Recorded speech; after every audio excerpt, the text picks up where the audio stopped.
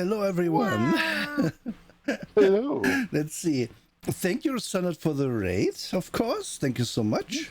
Thank you, Free Haircut, for the 19-month subscription. Holy shit. Anura, glad I could also make one of these live. I'm also happy you can. Today's a big one. Hi, Froggy. Hello, Hexdrone. Hello, Kotsonia. Yeah, I am leaning slightly for some reason. Let me fix that. It's like Elden Lean, except it's Neuralean. There we go. It's like you're leaning on my chair asking me if I need a refill. Sanat, I compliment you for turning my redeems off now. Thank you. For being a for being the best mod anyone could ever have. Thank you for that, Sanat. You are always diligent in these things, and that is why I can joke about it like that. Yeah. What's today? Well, if you can read, which, I mean, I don't know. It's hard sometimes.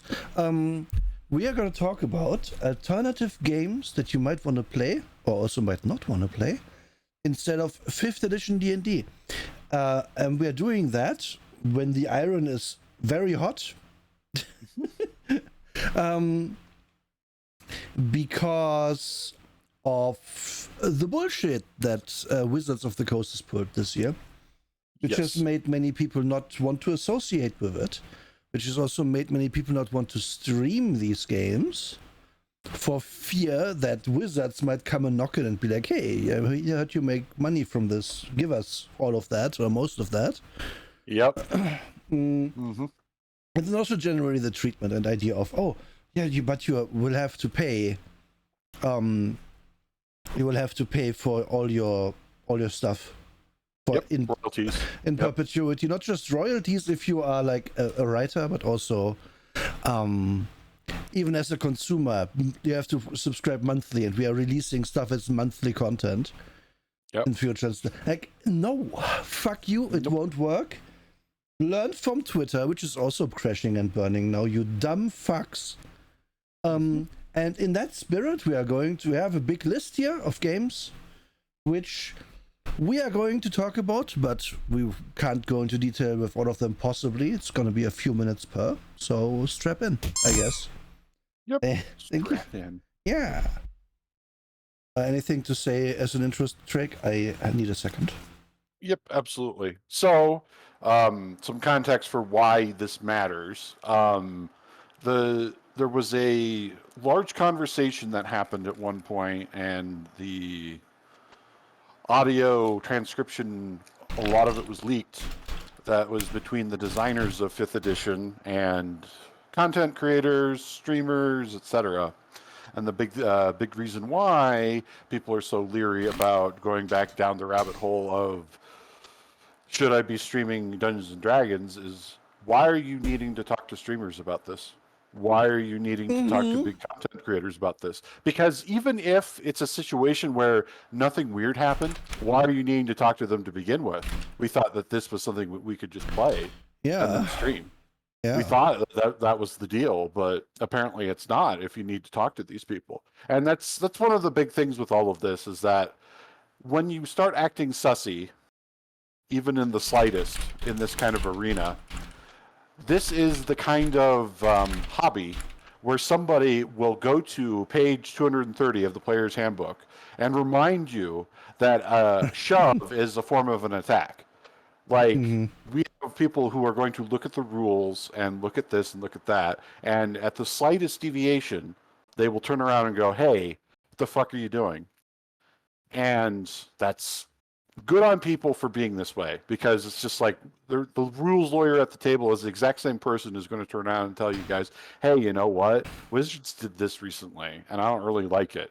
And here's why. Here's why it's bad for you, casual gamer. Yes. Back to me, the kicker is like, hey, if you want to tax streamers, I don't even like. Okay, we know you would like the Critical Role money, and you wouldn't really go after like 20-person games. There would be a very few actual people impacted by this. What got me the most is is the whole, oh yeah, but then we can have our thing as an app, which is over here, by the way, and you can pay monthly for monthly content drops. And then I'm like, okay, what happens if I don't pay a month? What happens if I can't pay anymore? What happens, because, I don't know, I have to cut back my expenses. What happens if my friend hasn't paid theirs, but I have paid mine, but we're in the same game? Like, what do you mean? The whole point of this stuff is that it is always available because you buy a fucking book. And then you use that to play. These days you might buy a PDF, but that's still a fucking book. Like, I am still very incensed that they thought they could just, make it a service, because everything has to be a service these days. No, you people have, through basically making your system 20% simpler, gotten everyone on board with it, and then you squandered it like idiots. So now here we are. Yep, here we are, talking about the many other games you could be playing instead. Yes. And to start us off, we're going to have a few categories. Let's really quickly introduce them. We have generally recommended. It cuts it off because I'm zooming in. Generally recommended. I would recommend this to any group. Then I would recommend something if you like rules light games or crunchy games. And then if you want a one-shot game, this is also recommend. But these are maybe not campaign games. And these are completely valid because some of this stuff is very fun to play a few times, and then you put it aside. And if you think, oh, but that's a big investment for that, well, how often do you play your board games? Looks accusingly at own small collection. Like, exactly. If you play it like that. Yeah. If you play it twice, it's probably more often than you play those. And then we have, just so we have like a bar in the middle where we say nothing is in there. Imagine this is D&D. Then we have not first, maybe for you. This is when we both say, I can see an appeal here, but it's just not my thing. Yep. And then we have a can't recommend and a big fuck no. And believe me, there's going to be a few going in there. Yep. We have to have a few. Yes, corporations are indeed not smart. And can never be smart, in my opinion. Nora, I'm sorry, but I'm making my moderation a service for the low price of 20 compliments a month. Well, I think you owe me some back compliments, young man. I'm giving you... I will need to get some back from you, because I'll give you more. Anyway. Of the preamble out of the way, we have Feng Shui. Second edition. We did an episode of Feng Shui first edition back in the day. And Feng Shui second is quite similar, but they kind of made some rules a little bit less clunky. There's better rules for card chases, which in a game all about action games, action movies, and playing action well is very important.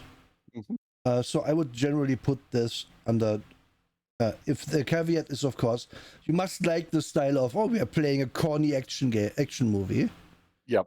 Like we are playing either a Kung Fu movie, or we are playing an Arnold Schwarzenegger movie or something like that. Because it is very much meant in that vein. You can also do like John Wick in this, obviously. Very easily, actually. Anything like that. I would recommend this game. What do you say, Trek?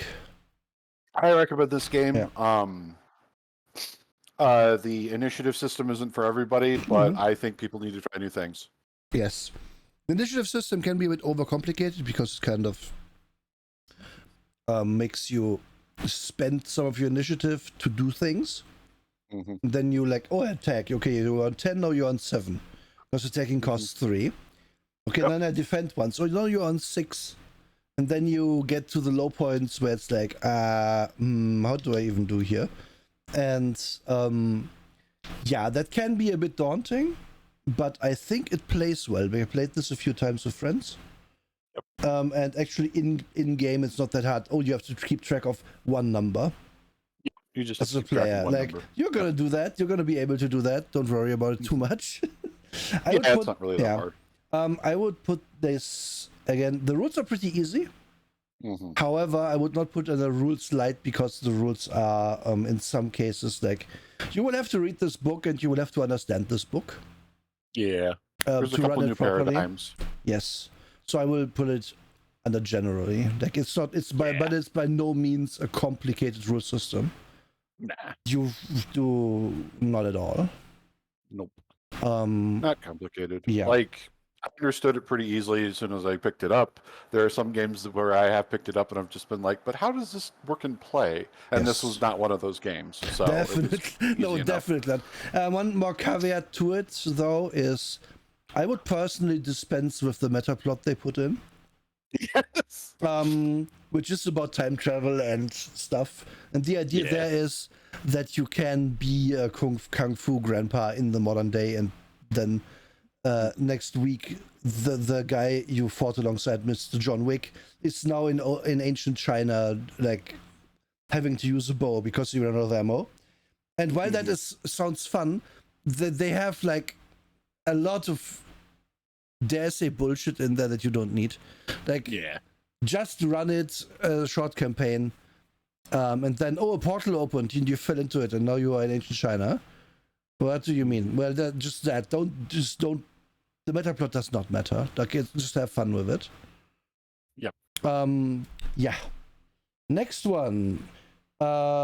Shadows of the Demon Lords. This is one I put on because I heard buzz about it here and there. Oh, okay. But I never played it. I don't know what it is. Drake, do you know what this is? Not at all. I don't, actually. Cool. This is one that just jumped out at me here. Okay. Let's see here. What is this?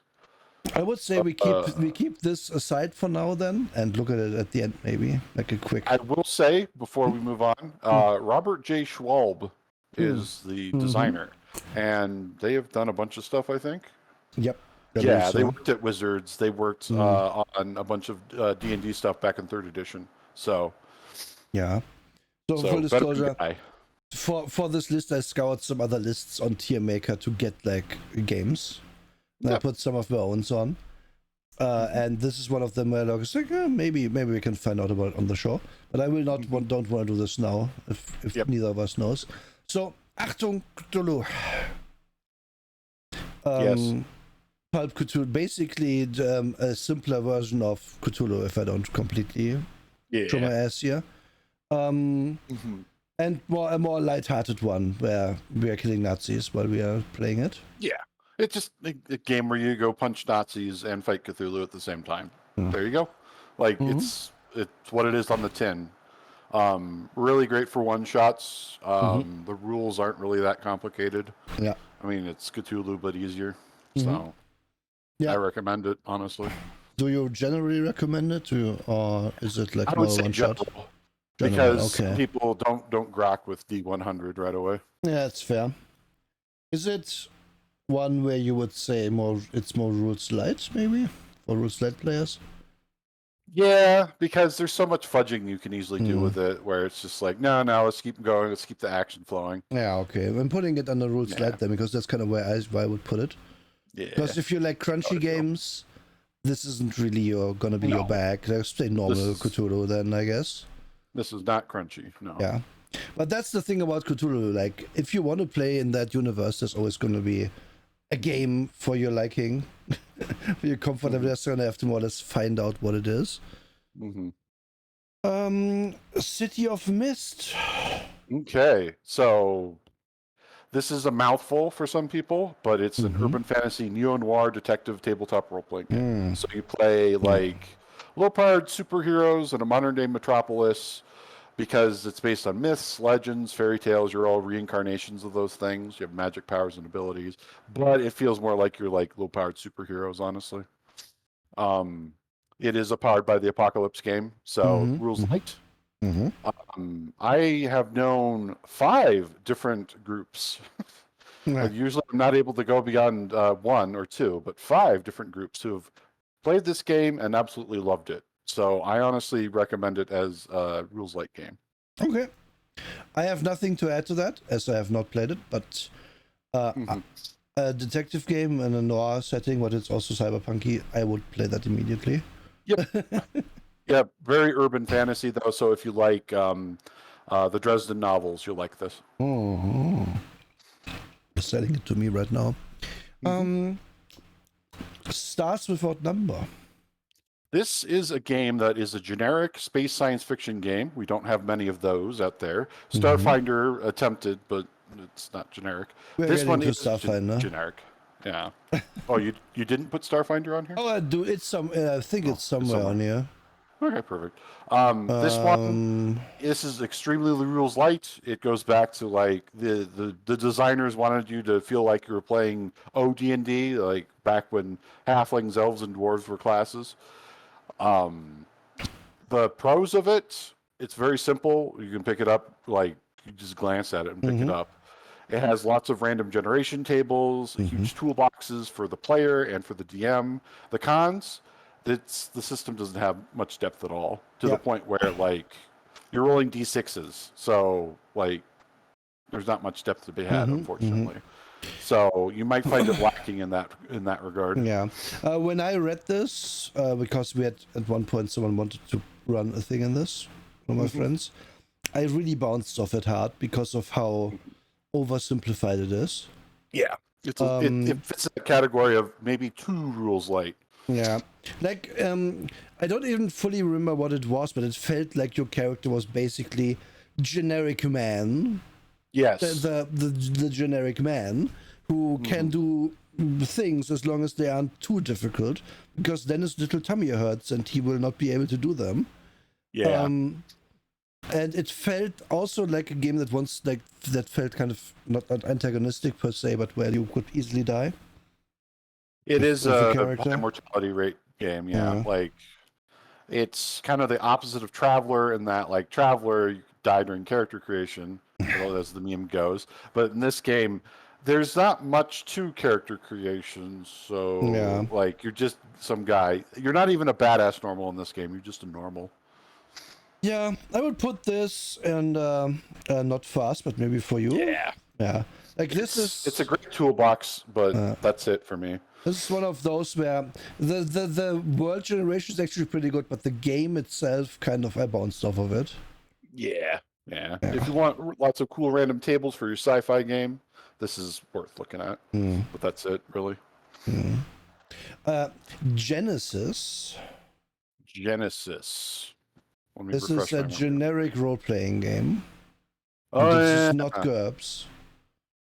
Genesis, but not GURPS. Oh yeah, this is okay. So now I remember. This is the Fantasy Flight generic system. This is the one that Star Wars is powered by. Their Twilight Imperium tabletop game and a few others. From what I'm told, this is very good for what it does, but it suffers as a generic system. It really needs to be tied to a setting. Yeah. So as a generic system, I can't recommend it. I just can't. I was going to say, hi Daisy, was going to say the same thing, in that the Genesis system is really good. But I dread to have to do all the work necessary to put a setting into it myself. Like there's a reason you pay actual writers to do that. And to like set it up correctly, like, you know. Like I can make it really simple to people. In the Star Wars game, you have actual character classes that have like talent trees. In Genesis Core, you don't have talent trees. It's all one big mishmash. So you have no direction as a player or as a DM going into it. Like what things should interlock together? You have no direction. And that's bad for generic system. Yeah, I think I from what I have heard, it gives you some tools to like do these things, to make these things. But again, they're not that good, though. Imagine being like, here's Genesis. Now write the Dune game. Yeah. Whatever. Like, no. No. So can't recommend. But with the caveat that if you are really driven, maybe it's for you. Yeah. But I would just say, I don't know. Yeah. Okay. And now we get to Tiny Dungeon, which is a game I did a quick bit of research on because I previously did not know it. We had a list that one specific ant What we are getting to Cyberpunk, we already have City of Mist on here, which is like a noir cyberpunk detective game. Source of Number also has cybernetics probably. But yeah, let's get to Tiny Dungeon. Tiny Dungeon is a game, very simple rules, which is based on the loosely on OSR. It has an interesting feature in that it explicitly tells you, okay, if you come across a thing that isn't governed by the rules we wrote, then make up your own rule. Yeah, explicitly says that. Which is interesting, but also probably not everyone's cup of tea for a game. Yep. The game is super fast, from what I understood from reviews I've read. It's very fast to set up and very fast to do something in. However, it lacks a lot of depth in that you don't level up. Your character is going to be competent in their narrow focus that you set up during character creation, which is also very quick. And then you're going to be that forever because there's no leveling and there is no progression built in. So yep. Tiny Dungeon, I would say, for what it is, because it is a game, it's the epitome of a beer and pretzels game where it's like, hey, we could... Oh, yeah. Do we just want to do a quick one for 2 hours? I have an idea for a little thing we could do. And then everyone it takes 10 minutes to make a character, and then you go, and then you have fun for 2 hours. So this is for a one shot, or for... Actually, I'm going to change this slightly for one shots. Because you can probably run more with it. Another criticism I've read is that the enemies usually just... Yeah, they have an attack that does damage and they have hit points, and that's about it. So the attack mainly differs in what you describe it as. And not so much in real mechanics, because again, it's a very rules-led system. Another thing to mention, your character sheet fits on a 3x5 index card. Mm-hmm. Yeah. So, yeah. Really simple. Yeah. Oh, it's perfect for beer and pretzel game. Yeah. This is for one, I would say, if you have a group and it's normal that people can't come, this week, I don't know, 2 players can't make it, we're just 3 people. Let's play a round of Tiny Dungeon and then maybe afterwards we do something else. But let's meet. Because here's the kicker, folks. If you really want to, this is a tangent now. If you really want to get a real life group together properly these days, is the biggest tip I have for you. Make it so that meeting for a game on day of week is the standard. Yep. Everyone has in their mind, okay, it's Tuesday evening, we play games. And if everyone's there, we play the cool big campaign. And if a person is missing, we still play the cool big campaign, because one person missing we said is fine. But then if 2 people are missing, someone else might DM, or we play Tiny Dungeon. Or we play a round of Munchkin or 2, or I don't know what you do what you do. But if you want to have a gaming group that lasts for a long time, the default needs to be we meet every week to do something together, because that's how that's the classic friend group. Doesn't work very well with people you only with people who are there for one specific game, of course. Oh yeah. But yeah, and this game is perfect for. Yeah, I don't know what we can do, but I guess there's always a dungeon I can think of. I can use another game's random generation to make a dungeon. Oh, very easily. Or you can go to, donjon.com, and they have random dungeon generators for you. It's so easy. Yeah. And then we have next game. This is Pathfinder, specifically First Edition. Which I am going to put under can't recommend. Yep. This game, we're going to get to the second edition later, but this game, First Edition, specifically is basically 3.5 D&D with the serial numbers filed off. And it suffers from all the same issues 3.5 D&D has always suffered from.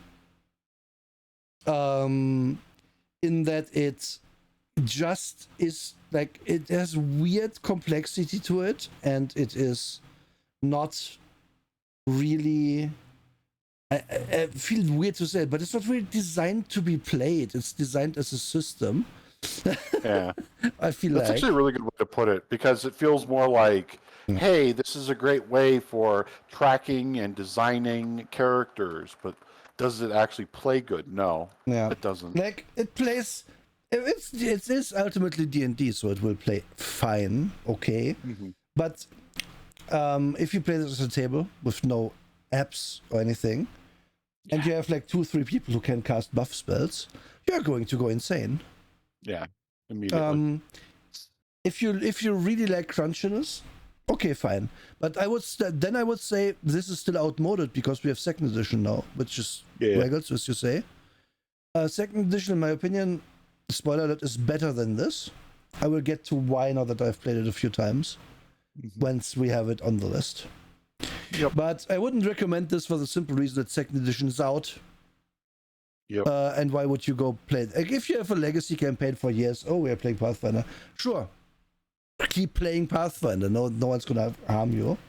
Yeah, it's not a fuck no. Like, this is a game. You can play this. It's just not to our liking. This isn't garbage. We're getting to garbage at some point in this. There's plenty of garbage. Yeah. Legend of the Five Rings is next. I've played this a handful of times, and it's all right. It's not something that I'm going to be like, I was playing Legend of the Five Rings. It is extremely setting bound. Yeah. So it's definitely not for everybody. I would definitely put this not for us, but maybe for you. Yeah. Because it works. It works fine, but oof. If one of your players is but my character would do that player, then this is a fuck no. Otherwise, this is not for us. I agree. The setting is, I would call it kind of interesting, but it's also a setting that's written weird because, well, listen, this is the Scorpion clan. They are all killers and fiends, and we hate them. But they are also part of our government somehow, and we just tolerate them anyway, even though what we said. No one like it has the weirdest thing in it where this is all part. We are part of the big shogunate somewhere. Like, I don't remember the names. No one likes each other. Everybody else thinks that the other people's farts stink way too much, and no one gets along. But then you are supposed to make a party of these different people. And it explicitly tells you in some cases that you should try to like work against. It's weird. I'm not. No, it's the Towers of High Sorcery all over again. Why is this guy wearing a black robe? Because he's an evil wizard. Yeah. Wait, we let him hang out with us? What the fuck? Yeah. It's the same mentality all over again. Goth. And this is, I believe, the latest edition, yes, Sandert. But I would, I am talking from mostly the older editions where I played this as well. Yeah. But they are tied to their setting, and they will not abandon that setting, which is my main hang-up with the game. So I'd recommend you, if you are interested in like an old, Japanese shogunate-style campaign game in the fantasy world, to read it and see if you bounce off or not. The best way to use it, in my opinion, is if you go into it from the Game of Thrones perspective. Because, the Lannisters and the Baratheons, they really hate each other. Oh no. If you go into it with that perspective, you can play this. You'll be fine. That's fair, Sandert. Okay, next is Forbidden Lands. Forbidden Lands. Yeah, I looked at this as well. I did not play this before. So here's some things that reviews told me. This is a system that is kind of like reminiscent of D&D, but less crunchy overall, a bit more simple. It is survival focused, and combat is deadly, and monsters are supposed to be scary. It has apparently good survival mechanics, and it is you are supposed to have a home base that you build up as you explore a map that the game comes with, which you are supposed to mark your own locations on and thus create your own game world over time. Which I vibe with that, because I like the idea that one person's game world can be completely different from another person's, but they're playing the same map. And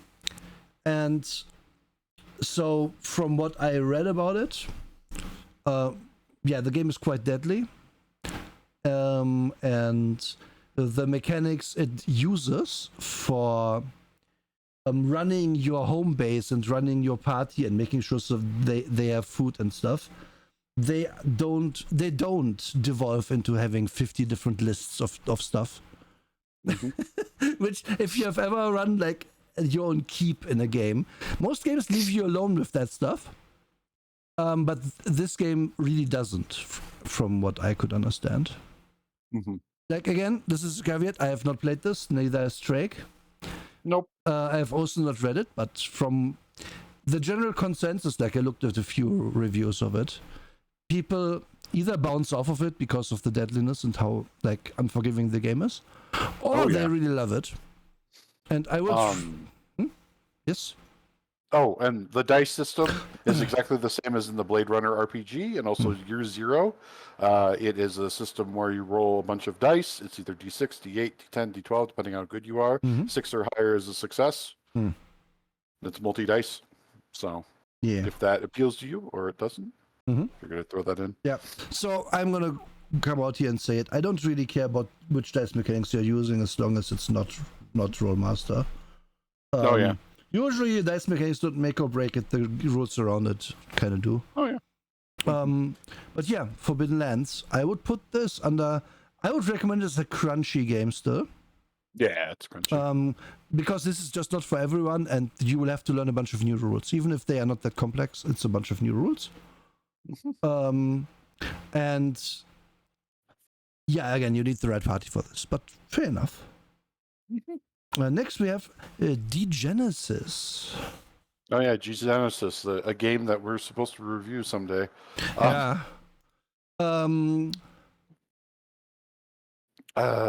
guess the best way I can put about it is that it's a primal punk setting. Humanity struggling for survival in a world with really alien perils and human perils, that kind of thing. It's a very different visually. It's got its own like vibe. So if you're looking for something that's got its own distinct vibe, this is the way to go, honestly. It's way far in the future. It's at the end of the 26th century. Major asteroid event happened in the 20th century. And that's why the apocalypse happened, blah, blah, blah. That's why there's alien growths all over the planet. There are people that deal with that. There are people that... but basically, the whole point is that there was an alien entity. It interacted with terrestrial life forms. It pushed us to mutate and evolve. And as a result, humans became infected by this alien thing and created Homo degenesis, which is why it's called Degenesis. So it's kind of like there's a touch of X-Men to it, and that, this might be the next step in human evolution kind of thing. But it's post-apocalyptic. One review I saw said, this can be kind of a dreary setting if you run it badly, but it's very good for like horror, alien horror mixed with post-apocalyptic. So I didn't do any research on the dice system. It didn't matter because the setting is just so like rich. So generally speaking, recommend it? I would recommend people give it a try. I would put it under for it doesn't feel like a game that would be for one shots. It really doesn't, because it feels like you want to do campaigns with this. I don't know if it's crunchy or light, so I would just put it in general recommend just for the flavor. Okay, fair enough. I like a game that goes fucking weird with its setting. Yeah. So this is interesting to me. We should probably do an episode about this one pretty soon. Yeah, we will. We definitely Getting some background noise from your track. Oh shit! 1 second. It's like a I don't know what it is, like a vacuum. There we go. The next one I randomly came across. I Hunt, Killing Monsters in the Gig Economy. Oh, nice. I don't know what this is, but this seems like I want to do an episode about it as well. I hadn't heard of this before. Again, included because it intrigued me when I saw it. So if you don't know, then we are going to continue for now, and we're going to research this a little bit live later. Yeah. Okay. Okay. Next is Worlds Without Number. Yes. This is the fantasy version of Stars Without Number. So it's very much the same reaction. does everything Stars Without Number does, except for fantasy worlds and medieval stuff. So I would put it right under not for us, but maybe for you again. Yep. Because there are other things that are better for your medieval fantasy tabletop, but again, has lots of random generation tables. So if you're like, oh, I want to know what that kingdom over the next hill is going to be, they have a table in there for that. So not a big deal. Yeah. Am I still getting the background noise? Slightly. It kind of builds up a little bit. Oh, that's weird. There we go. Let me adjust my cords. This was slightly loose. There we go. All right. Okay, Waggles, see you. Have fun. See you, Waggles. Take care. You're amazing. It still happens, by the way. Let's see here. Oh, let me set this fan really quick. Yeah, I think it might be that.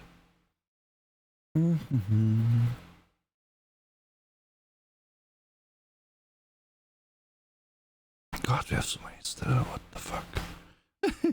Put a lot of other games on this. I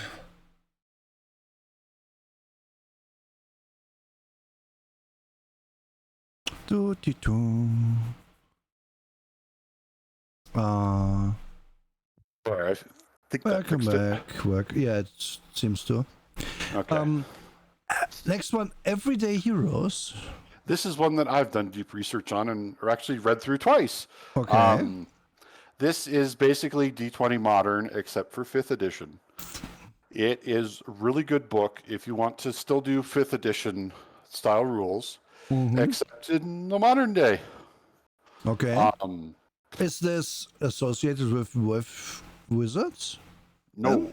So this was designed by, I think, 3 out of 4, maybe 3 out of 5, I don't remember, of the original game designers for D20 Modern. D20 Modern was based on 3rd edition D&D. The people at Wizards of the Coast were like, we really want to do modern games too. And they were in the background. But then the original designers for D20 Modern were like, no, fuck that. We're going to design our own with hookers and blackjack. And they did.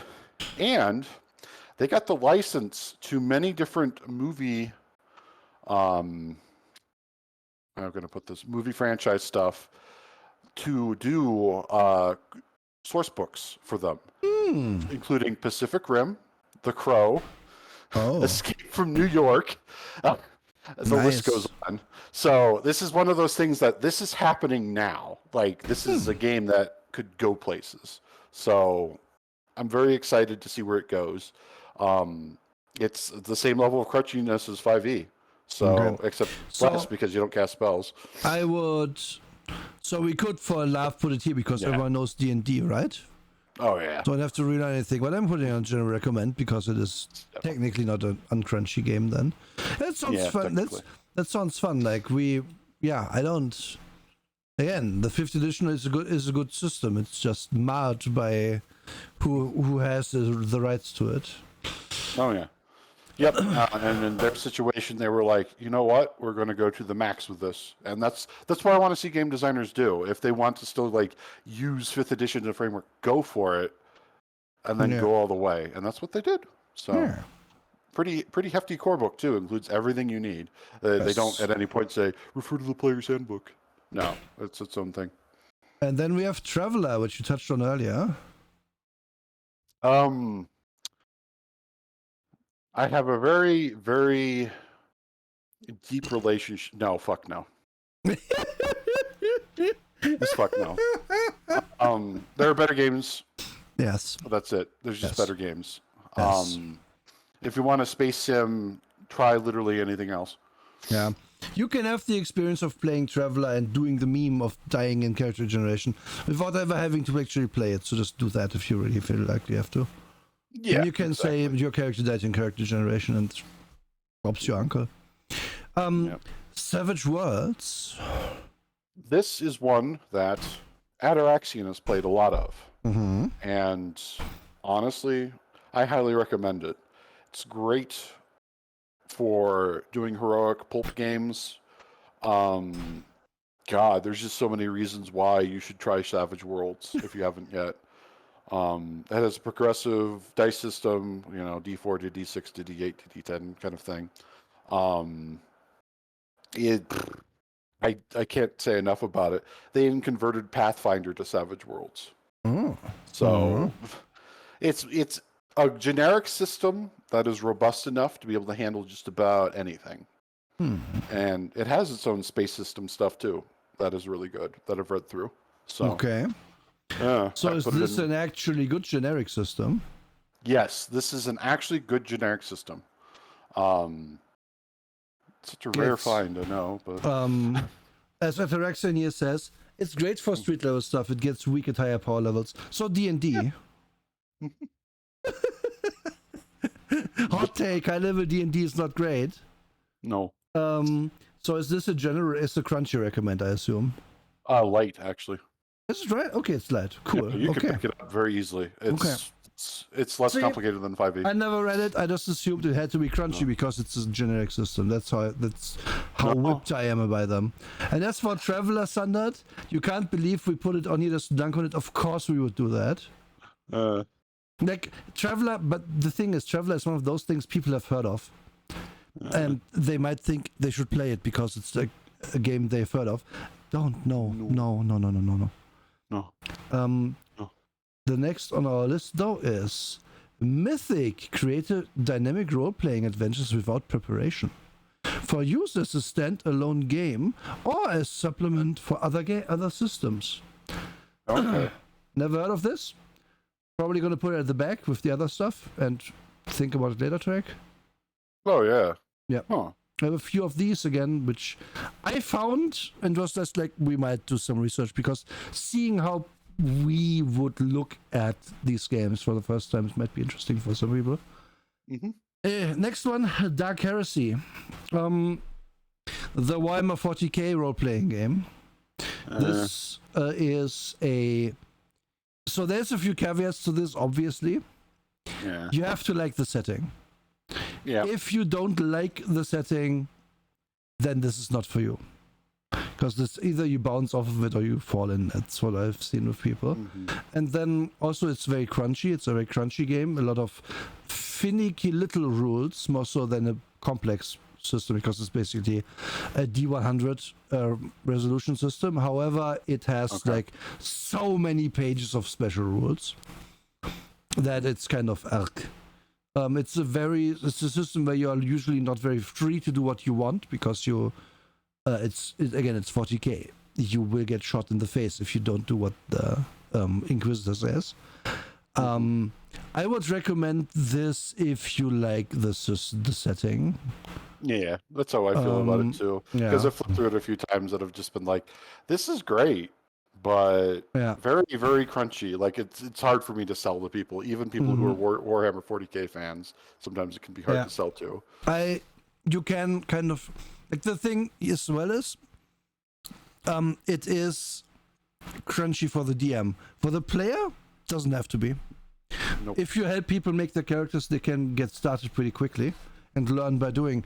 But that means you have more to do as the DM. So it's This is a recommend, but again, really only if you like the setting and want to put the work in.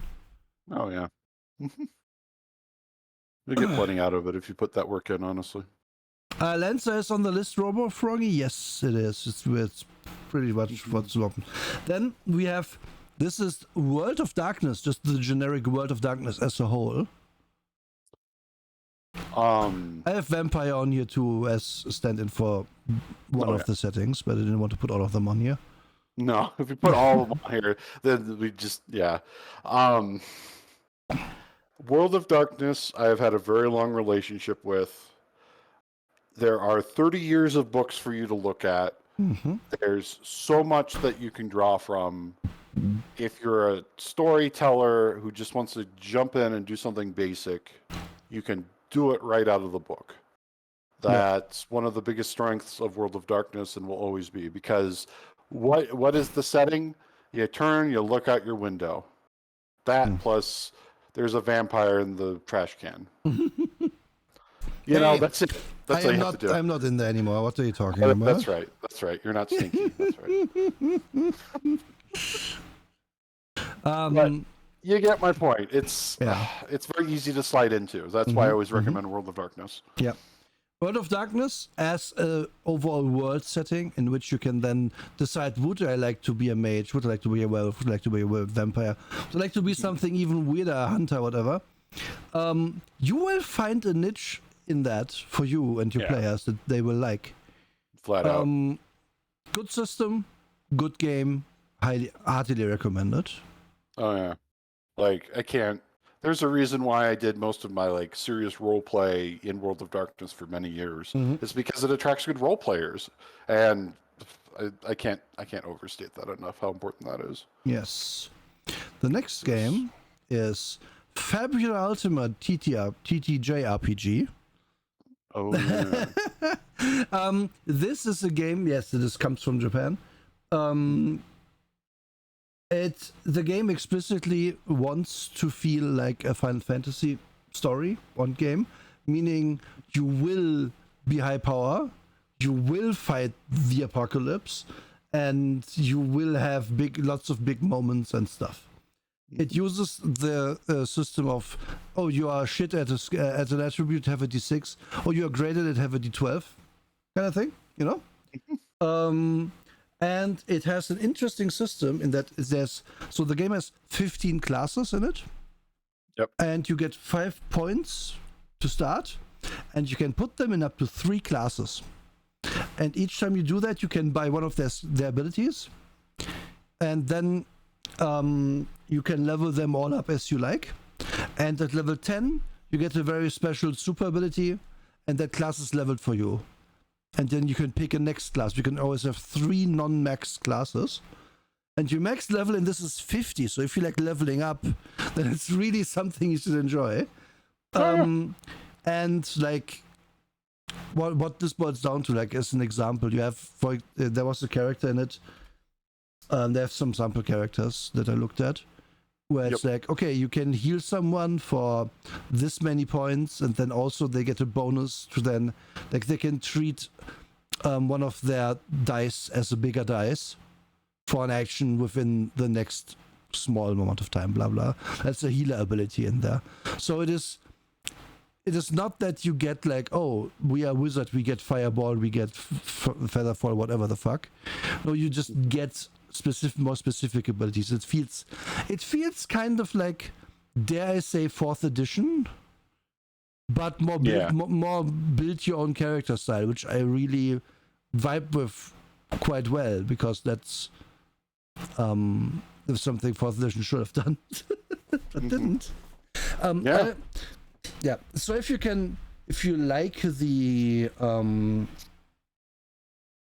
like the idea of playing a big plot, I would recommend this of what I've read about it. After like a cursory glance at just like the free RPG Day thing that they released, I just glanced at that really quick. Damn, I'd play this in a heartbeat. Okay, so we're putting this. I don't know if it's really that rules light. I'm putting it on general recommended for that reason. Yeah, I'd keep it under general, because like, as you get more abilities, it does become more crunchy, it looks like. Yeah, you make more interactions with the party. Like, and again, caveat here, this is kind of like a computer game, like JRPG. Yeah. And if you don't vibe with JRPGs and don't vibe with games that feel a little computer gamey, then you really shouldn't get into this. But at the same time, I looked it over, it seemed quite cool, where you have like stuff that immediately jumped out to me, like, oh, you are a tank? Well, cool. Here's an ability that will activate once you are below half health, but also while you're above half health, it does this. And then you could do both kinds, and you can jump into like, it even allows you, which what I found really cool with just that one ability. Actually, this is a different one, but there was one ability that allowed this tank to take a hit for someone. We all know that ability, it's in every game. However, they allowed this character to take the hit for someone even if they had already taken that same hit, so fireball blocking, for example. And I really like that. And you treat it as a second instance of that hit, but the other person is safe. And that's just, that sounds so cool. Like, I can immediately see how that's impactful in a game. So your abilities seem really nice. Yeah, recommended. I dig it. We come to Pathfinder 2nd edition. You can tell it's 2nd edition because it's crooked. Where 1st edition Pathfinder was just 3rd edition D&D with some tweaks. This is way more its own game, which I didn't think was the thing. Yep. But is now that I've played it, really is, because a lot of things are handled differently. A lot of stuff is keyed off of keywords that items or abilities or whatever have that trigger conditions that and stuff. It is still very finicky.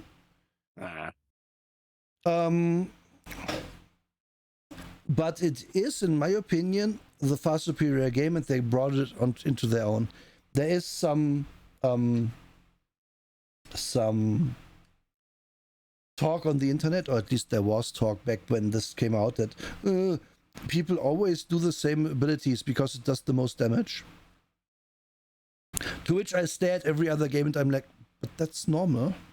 Well, why wouldn't you? I mean, like, oh no. The game does have a system where it's your turn, you have 3 actions. Yep. This can be an attack, this can be raising your shield to defend, this can be casting a spell. Spells might be able to be cast over 1, 2, or 3 actions, and they do more damage the longer you do it, so on and so forth. That it's very tactical because of this, and the depth is quite deep. Very.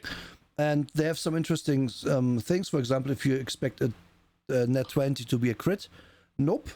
Anything that hits by 10 or more, is a crit. So, if you wanted to ever feel very powerful in this as a high-level character, fight low-level stuff, and watch it just disintegrate in front of you because every single hit is a crit. Stuff like that. It's interesting. It makes it's again way more its own thing, and it's recommended with 2 caveats. First, again, don't expect it to be like D&D. If you run this like a D&D thing, and be like, oh yeah, we're gonna resolve this thing like D&D, then you're playing the game wrong. And I've seen that people do that. Yep. And the other thing is, yes, it is super duper crunchy. So if you don't like crunchy games, don't play. But if you do, I recommend. Very crunchy, I recommend it fairly well, honestly. Mm-hmm. The 3 action system is really good. The amount of choice is really good. Yes, there's quite a few cases where like you have 6 different possible builds and half of them suck, but it's just like I'm at the point now where I'm like, but every game is that way. There's no game that gets that perfect. There just isn't. You will have to live with certain things. For example, if you look at Barbarian, which I had to do for my character for the game yesterday, they just tell, like, if you look at a guide, the straight tells you, don't do this. It's just worse than that. You could have taken. And I'm like, I guess you're right. And I guess this is the nature of crunchy games, that you can't have only good options, but at the same time, if you don't vibe with crunchy games, just don't play it. That's just it. As for the caveat of, but people are always going to do the same actions if you just let them fight. Again, it's normal. Everyone, like, look at a barbarian in D&D and tell me when he doesn't just swing axe at enemy. Either it's swing axe at enemy, or it is trying to get in position to swing axe at enemy. There is not really anything else, and this game is the same in that regard. And it's like saying, why is the mailman delivering mail? That's his job.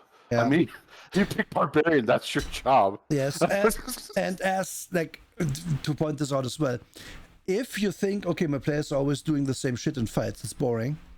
Well, then your fights are boring. You should probably introduce, like, problems to your fight.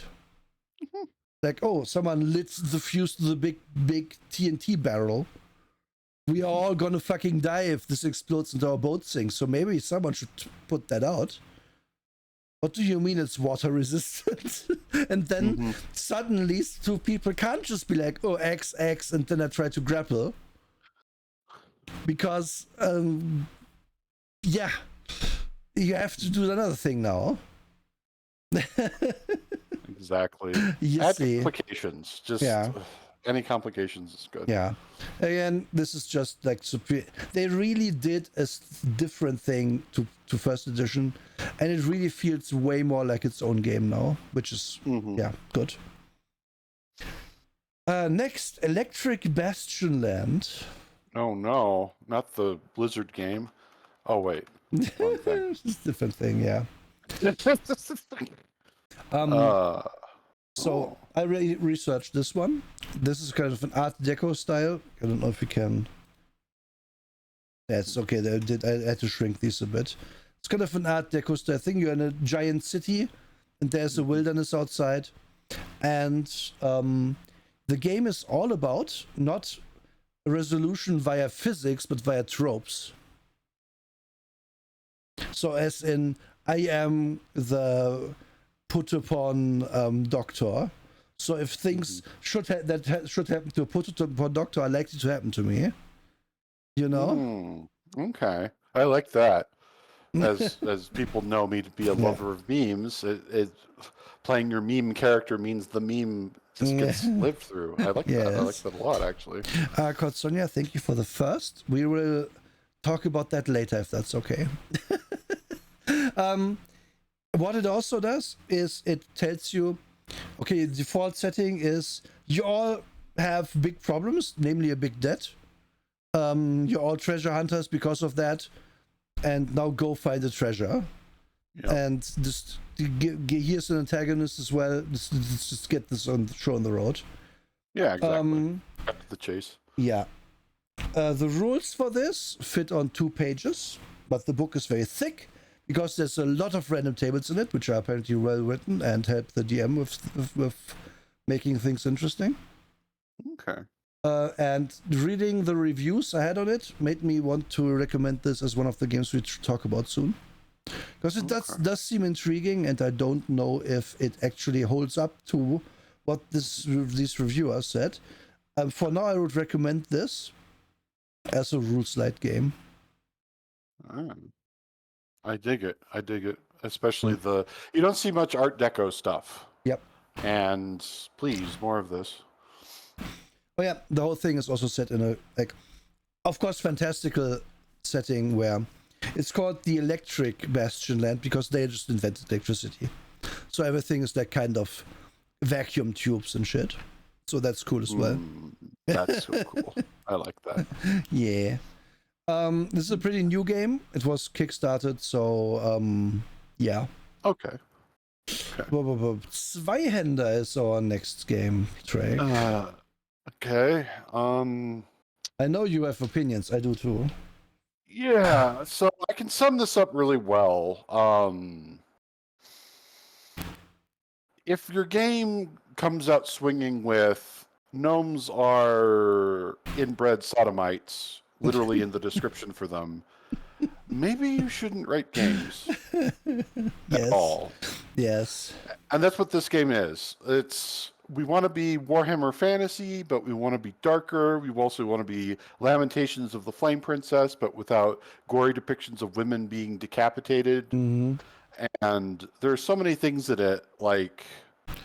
I must point out that when I originally found this picture, it was on another role-playing games tier list, and it was cut off exactly here. Like where I'm mouse right now. And so just off of this fucking beat, I was like, oh, this is just Warhammer Fantasy, isn't it? I don't know this cover, but is this Warhammer Fantasy? And then I opened the whole thing. I was like, oh, this is Zweihänder. Holy crap, they're really trying to be Warhammer. Yeah. It's Warhammer Fantasy with the serial numbers filed off. Yeah. But edgier. So yeah, I don't need edgier Warhammer. Warhammer's already too edgy, you know. Exactly. That's why it's a big no for me. Yeah. It just... No, and then also action resolution, meh. The dice system, meh. Yeah. The class system, meh. I played this a little bit. explicitly without wanting to like get into it and didn't learning the rules. And so the person who said volunteered to make my character, and I was just basically role playing in chat in that case. And yeah, it's you can role play in this, but you can always do that. As soon as we fought, it was just a weird cavalcade of stuff that happened. I don't know the resolution was good or not, and I don't think it made it any more interesting than any other game. So you really there's nothing setting this apart. It's bad. Yeah. Yeah. So let's go to Cypher Systems, Drake. What is these?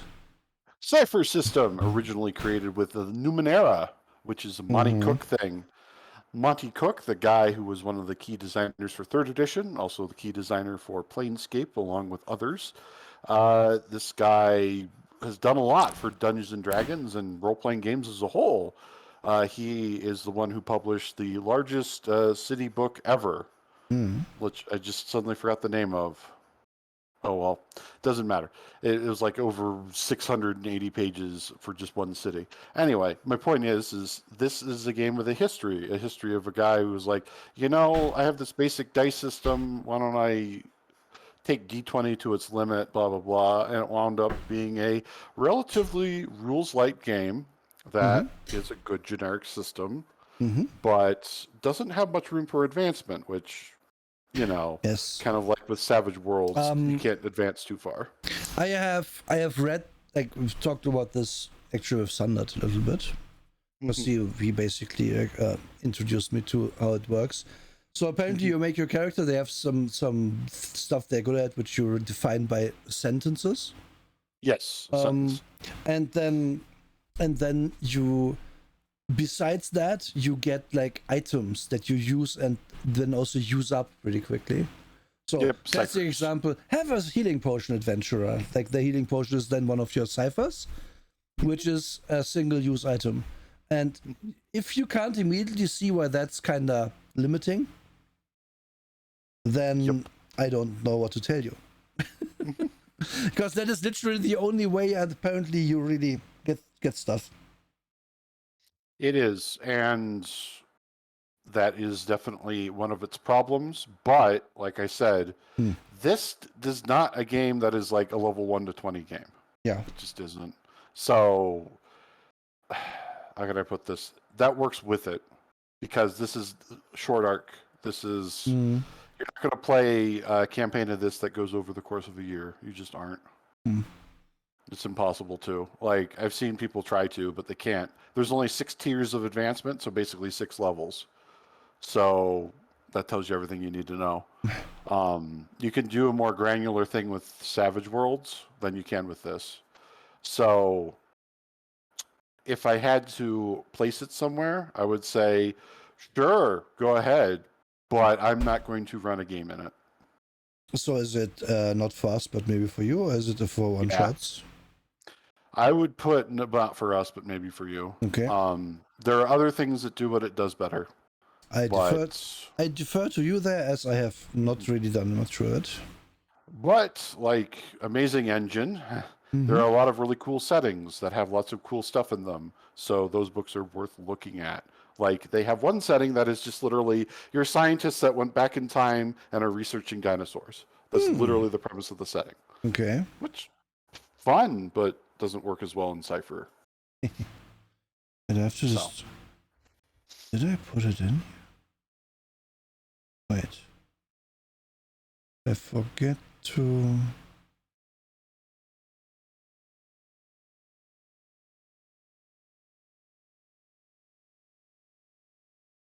Well, apparently I did. Okay, that's fine. Next one. Masks, a New Generation. Have you played this or read this before? No. Okay. Goes on the bottom of the list for now then. And then we have Shadowrun. I don't recommend... I'm just kidding. If you ever wanted the kitchen sink game, in my opinion, Shadowrun is still one of, if not the best. Yeah. Like, yeah, you can be an elf who does hacking, who drives a cool car, and who, I don't know, plays squash in their free time. just for fun. And then you rob like corporations. It is a cool game. It's a lot of, it's crunchy as heck. In my opinion, it peaked with 4th edition, so it's kind of a bit of on a back foot right now, which is why my game tomorrow is going to be in 4th edition. Haha. But I recommend this. But only if you like crunchy games. Yep. Because this is very, very, very crunchy. To an extent, the crunch can be reduced to your like comfort level. In that, for example, I don't want to do Matrix. Please don't play a hacker. It's a fair thing to say. And then no one has to contend with Matrix rules, and the DM can just roll some dice. Yep. You know. Again, I feel 4th edition does it best, but it's not like 5th and 6th edition. 5th edition is terrible. 6th edition probably has errata by now, which also fixes it. So there you go. Yep. My opinion has always been Shadowrun's system holds up really well, especially in 4th edition.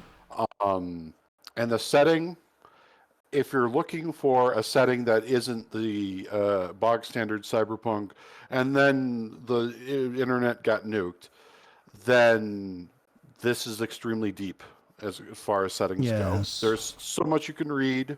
Again, this is another game that has like 30 years behind it. So there are so many games that are like this where it's just like, but I have 30 years of content I can read. So it's like, you can find something for you. I compare it to World of Darkness in that regard. Both games are something where you can find something for you easily. Yeah. Yep. Next one. The One Ring RPG.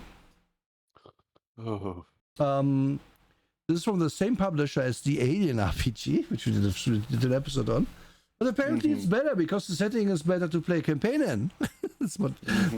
individual as well as so in this you have individual stats, but also have your fellowship stats, and those come into play a fair bit because after you play your campaign, after you play your adventure, you basically then narrate either as individuals or as a group, like what you do next and how you go back home, blah blah blah.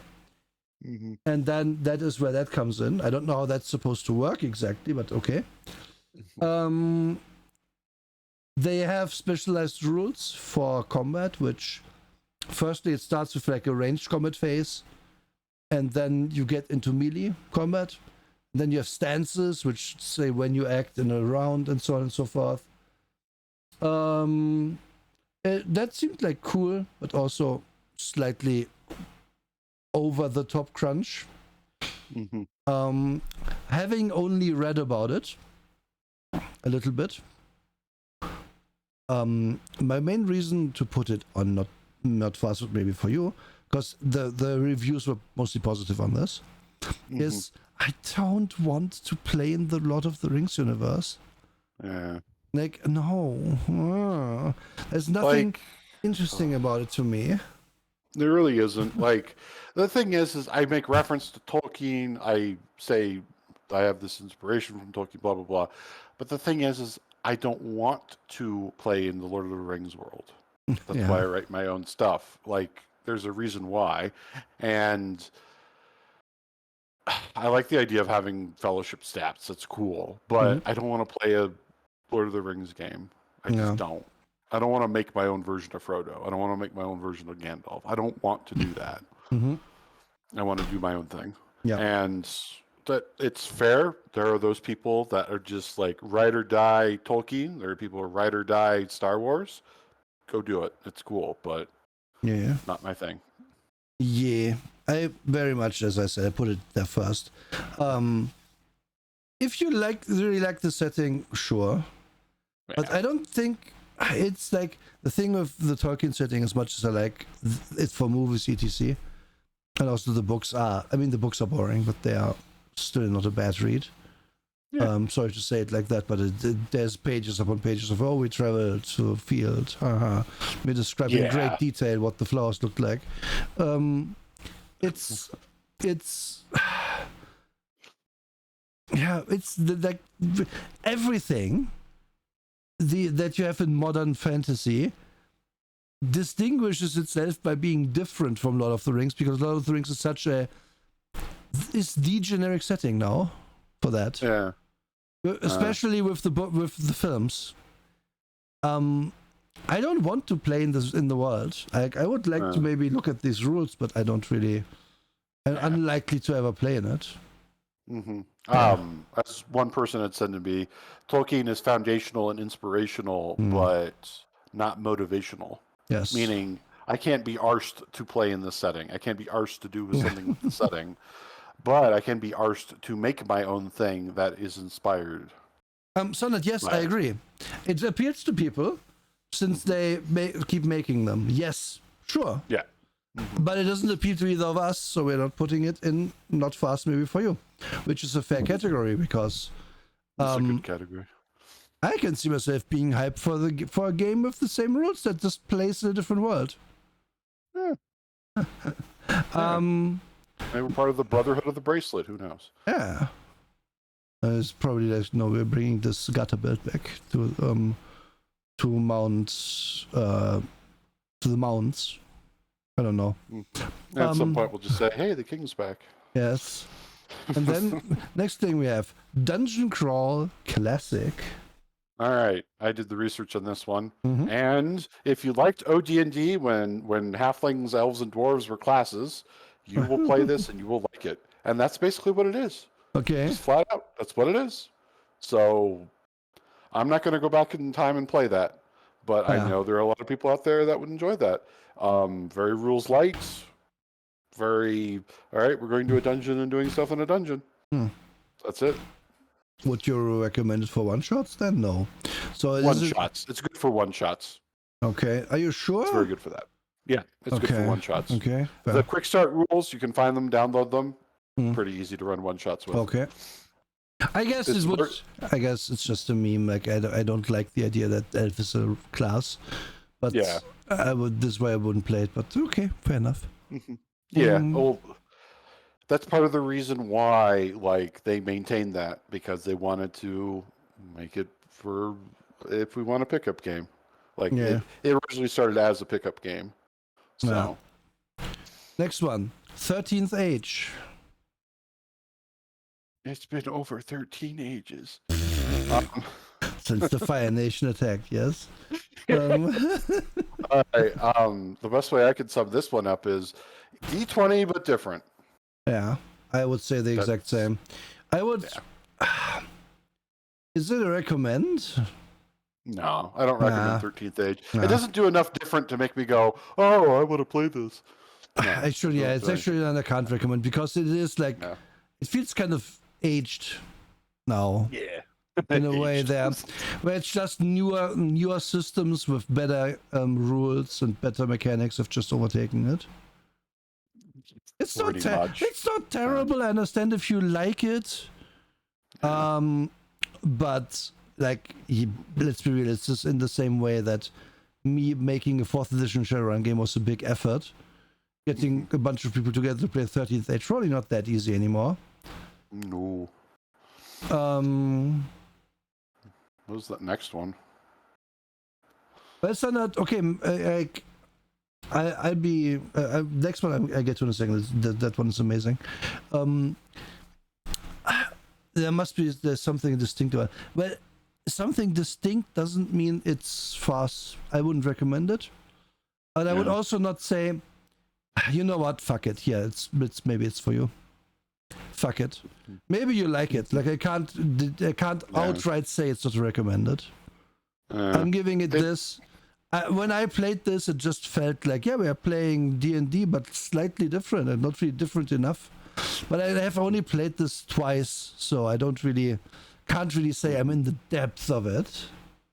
You know? Yeah. Basically, Sundered, the reason why I summed it up that way, if you look at the system reference document for it, which you can easily Google, the classes are all the same. The races are all the same. What distinct thing are you bringing to me here? Like, I don't look at the list and go, Rainbow. Thank you for the raid. Hello. Welcome. Wow. We are doing our tabletop talk show, and we are rating games, alternative games to D&D. Raid, hell yeah, thank you so much. Grateful. Yep. And then I glanced at the spells, and the spells are exactly the same. So.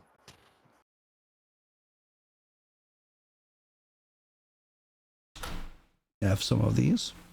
Can't wait for tomorrow. Yes, tomorrow's gonna be lit. I hope to see you soon. And probably tomorrow, but what am I saying? Okay, so the next game on our list is a one-shot game. And let me just read you the synopsis. You are quarantined with Adam Driver, and he's insisting on reading you his new script. Okay. Recommended instantly. This is like, I saw this randomly on one of the RPGs later, and this is just for one shots. It sounds so good. Like you can immediately imagine what you would do in that, right? Because I bet it's clearly about, okay, we'll improve the script to make it actually workable in any way, shape, or form. And this is probably like a game you only play a few times, but it's also clearly a rules light game that's a few pages long. So yeah, that sounds so fucking fun. It's very beer and pretzels. Mm-hmm. And just then I saw this title. I was so clear about that it had to go on the list. But however, next one, Deadlands.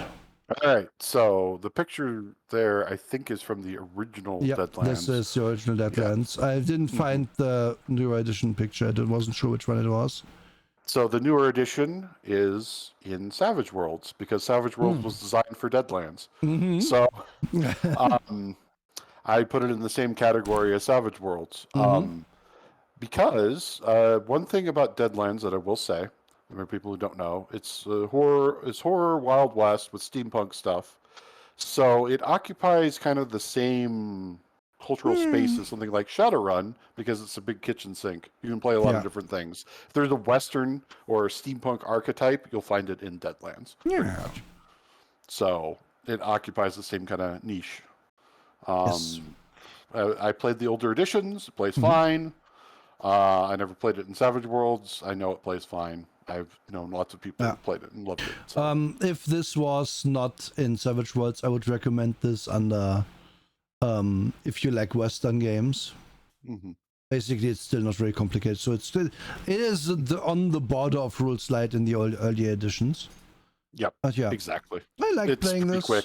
I never got more than, I think, 3 sessions, because it's just like, Westerns aren't very big over here in Germany, wouldn't you know? Yeah. But yeah. And then we have GURPS, Drake. How highly would you recommend GURPS? GURPS. So I will give an incredibly short story. I owned the GURPS. I think it was 4th edition. Third. This is from 4th edition. This picture. Okay. I think it's the newest one, but I could be wrong.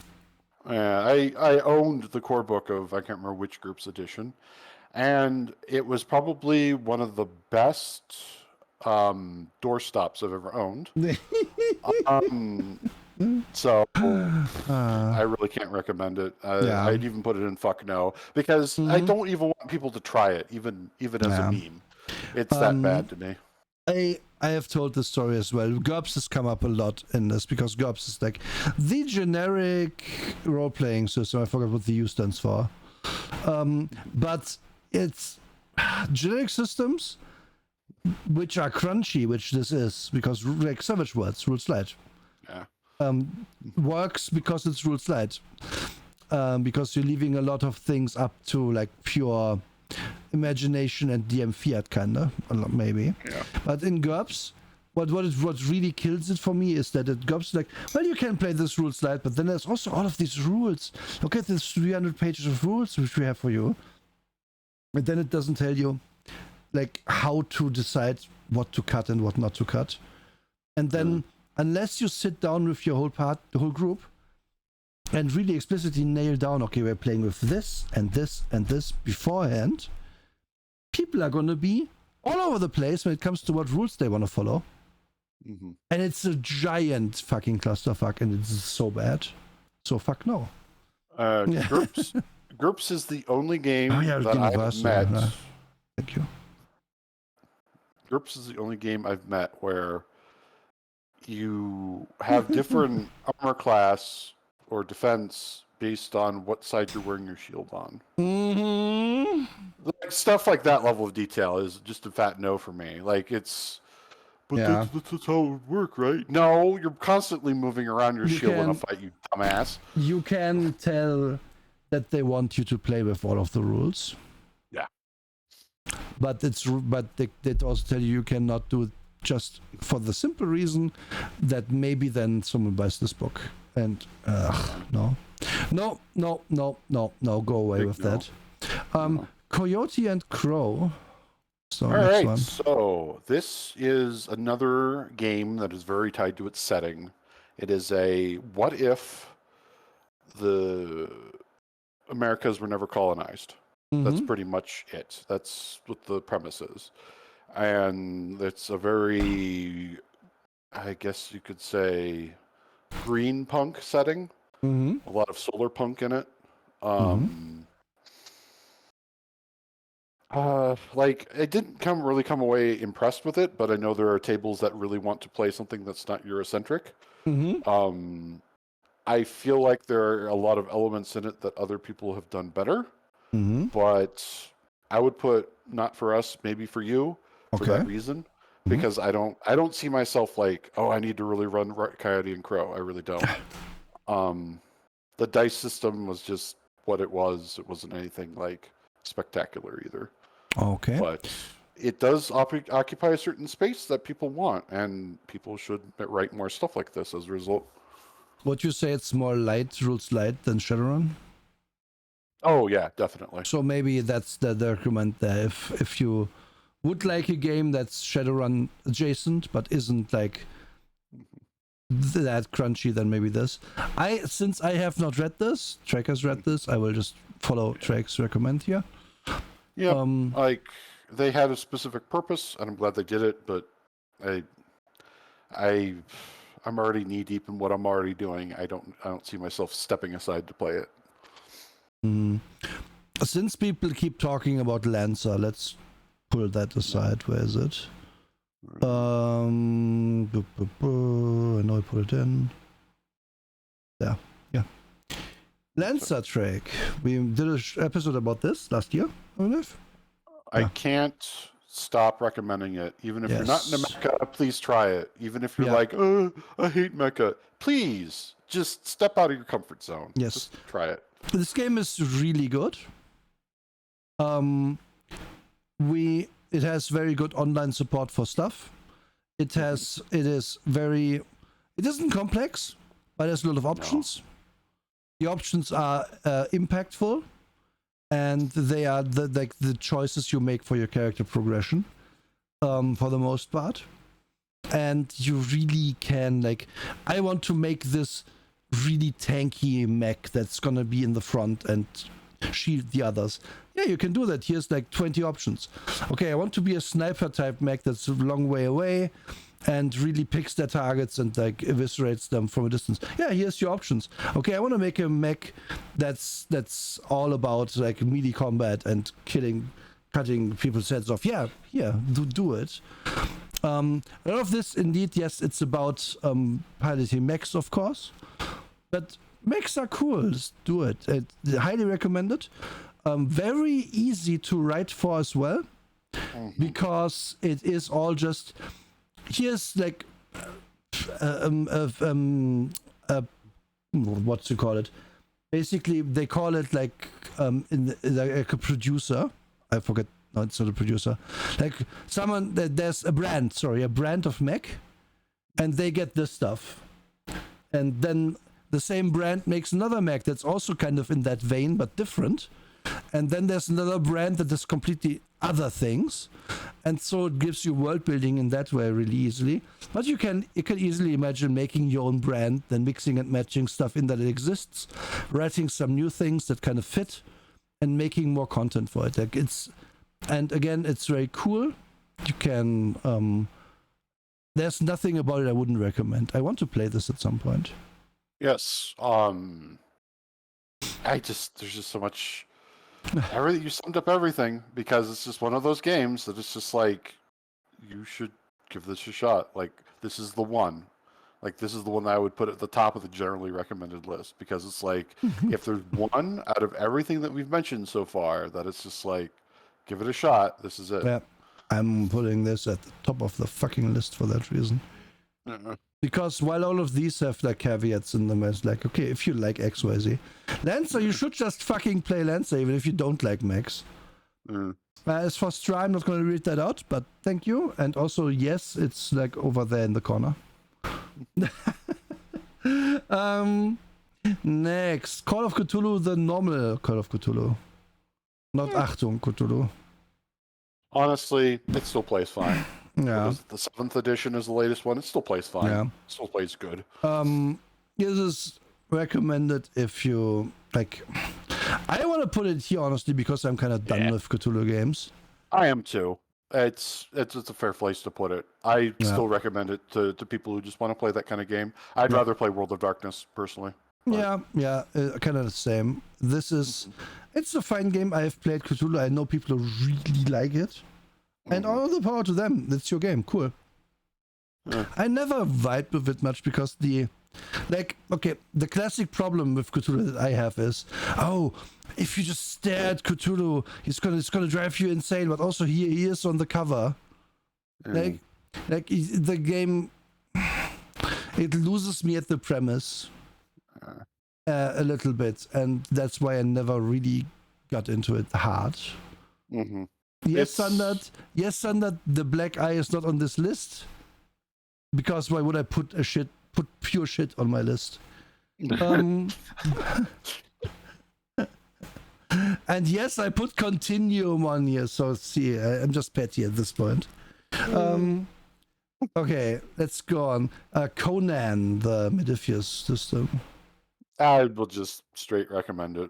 Yeah. If you want to do something that's not D&D, then this is the direction to go.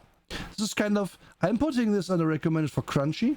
Not because this is actually crunchy, but because it is a whole new type of game to learn. It is very not D&D, and you have to learn the world as well. And the world is just, while the Conan world is kind of cool, it's kind of different. Let's just say you will have to like do a lot of work to change your games to be that, because if you expect to do D&D where the kindly old wizard lives in his tower, no. The kindly old wizard is probably a ginormous asshole and eats hearts for breakfast every Tuesday to stay alive and stuff like that. It is very world first, which is, in my opinion, good because the world of Conan is again cool. But you have to vibe with that world as well. And again, it is quite crunchy in asking you to learn about the world and the setting and put a lot of thing in. It's not that individual rules are complex, it's more like that the whole package is big. It's a big crunchy book. You have to do a bunch of reading to like really get into what did this thing I generated for my character mean. This is also, we did an episode on it. Exactly, we did an episode if you want to go deeper dive. We like it. It was recommended back then too. Mutant Chronicles, this is 3rd edition, I believe. I cut that off because I need a square picture. Do you know this? No, this is one I don't know, actually. Okay, putting it in the back.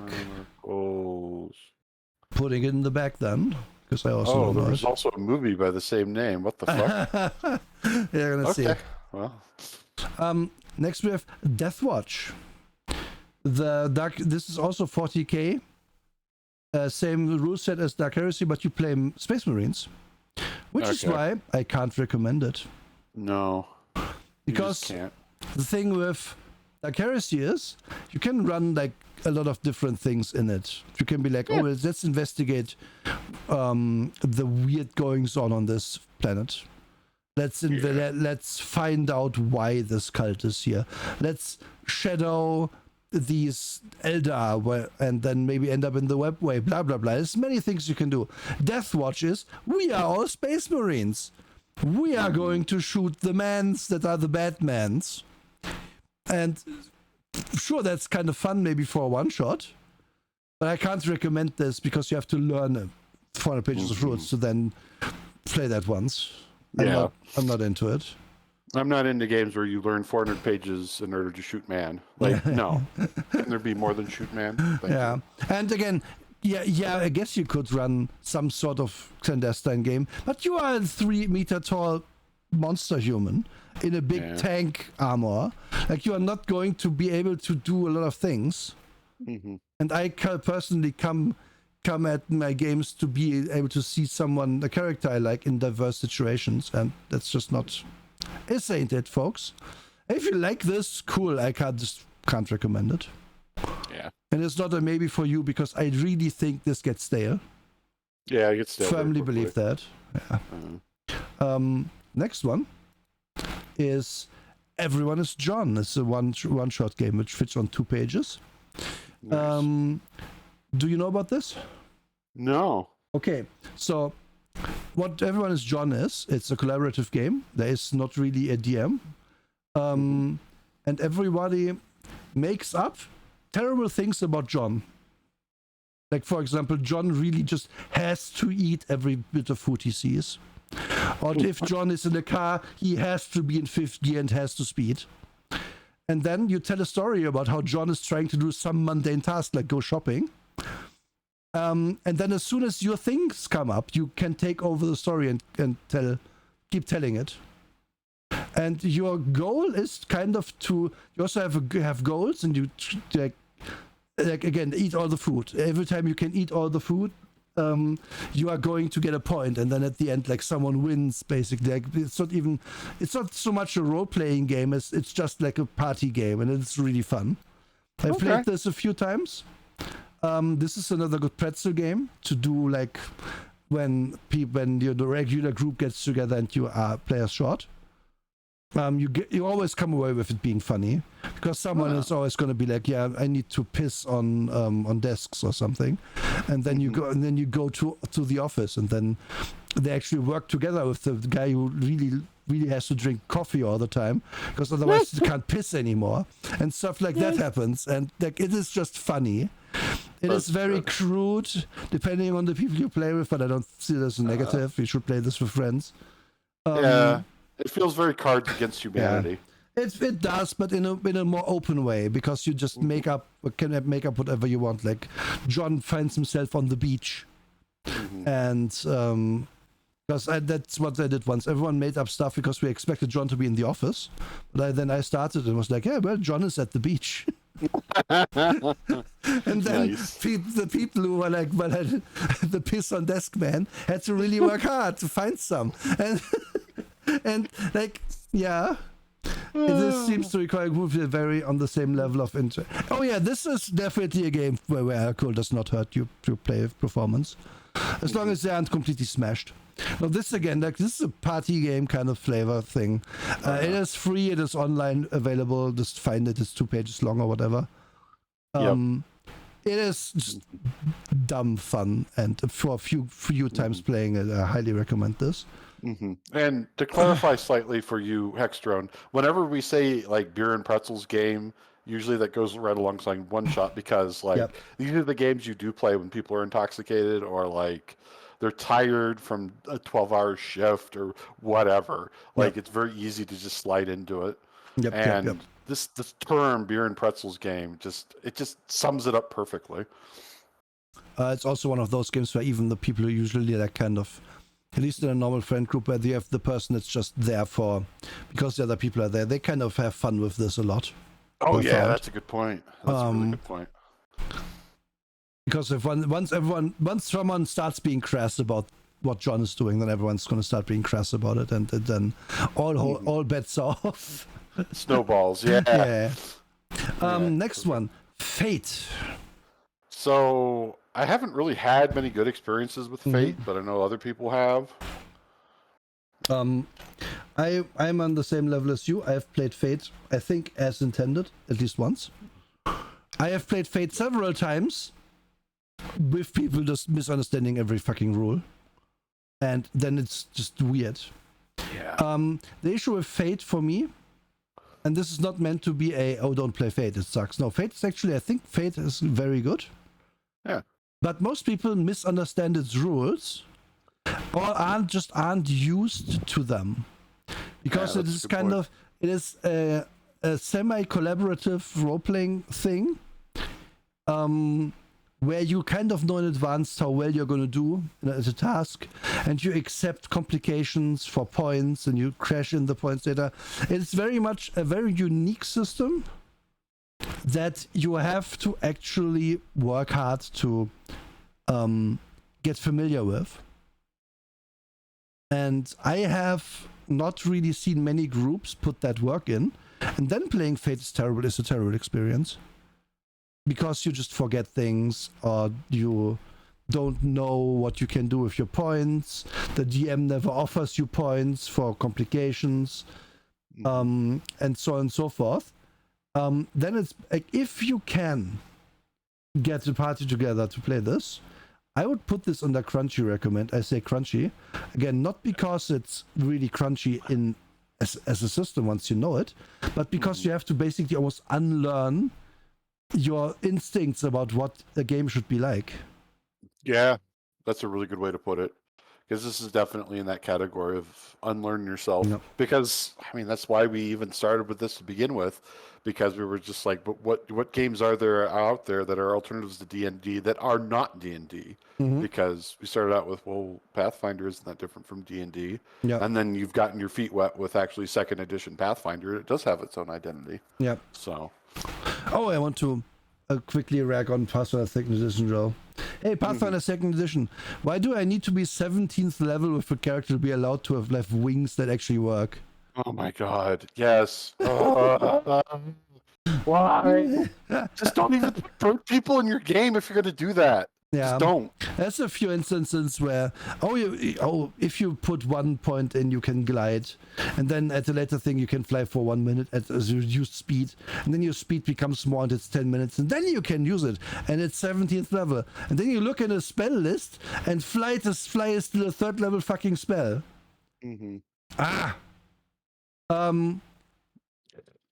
Flight isn't that OP, Pathfinder. I know you have a hard-on for putting everything into specific rules and having progression in there, but it's not that OP. Also, really, it makes no sense. What am I doing? Am I doing wing crunches every day until I can get it? Like, if it just happens for no reason, then it makes no sense. Anyway, don't skip wing day. And if you think, what is it? What we were talking about Fate? Yeah, Fate is not like that at all. In Fate, if you're like, I'm a winged warrior, I defined myself as that, then you can fucking fly because you have wings. And you're a warrior, so you can do anything a warrior can do. And then you define a few other attributes about yourself, and then you're almost done. But the attributes have to have to do with another character as well. And then the whole problem starts. Like, I've played this with one person who wasn't very creative and couldn't come up with good stories for the other people, and then it sucked for everyone, for example. But again, it's not good for one shots for that reason. No, definitely not. Oh, it's very bad for one shots because you actually the first game of any Fate game has been spent just making the world and characters for me. Yep. Talking for hours, and it's collaborative, so you have to have everyone there. Again, if you can get this working, I think it's really good. I just have rarely seen it work properly. But that could be on me. I don't know. Next one. Mutants and Masterminds, Deluxe Heroes Handbook. So, I just literally can't recommend this to anybody. I've tried to do Mutants and Masterminds multiple times, across multiple editions now, and every single time it just doesn't seem to work for me. And it isn't just like, I had a bad experience with a group. It just, usually how can I put this? There's a lot of math demanded of me up front. And if you fall outside the margins accidentally, you break the system instantly. Yes, I know exactly what you mean. With it. And I don't like a game like that. I really don't. Because like it advertises itself as you have maximum freedom. You can create a character that has psychokinesis. Yes, but I accidentally bought 3 levels in it instead of 2. My limit is 2 for this campaign. Oops, I'm sorry, Mr. DM. And then the DM doesn't notice it, and I do something OP for 10 sessions, and then finally we notice it. Like, that's... like if you have a game that's so stringent with the boundaries that you need to play in, then like if you're into that, this game is for you. But I can't recommend it because of all that.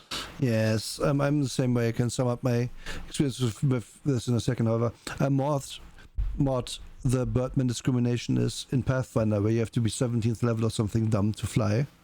Yep. Thank you. What?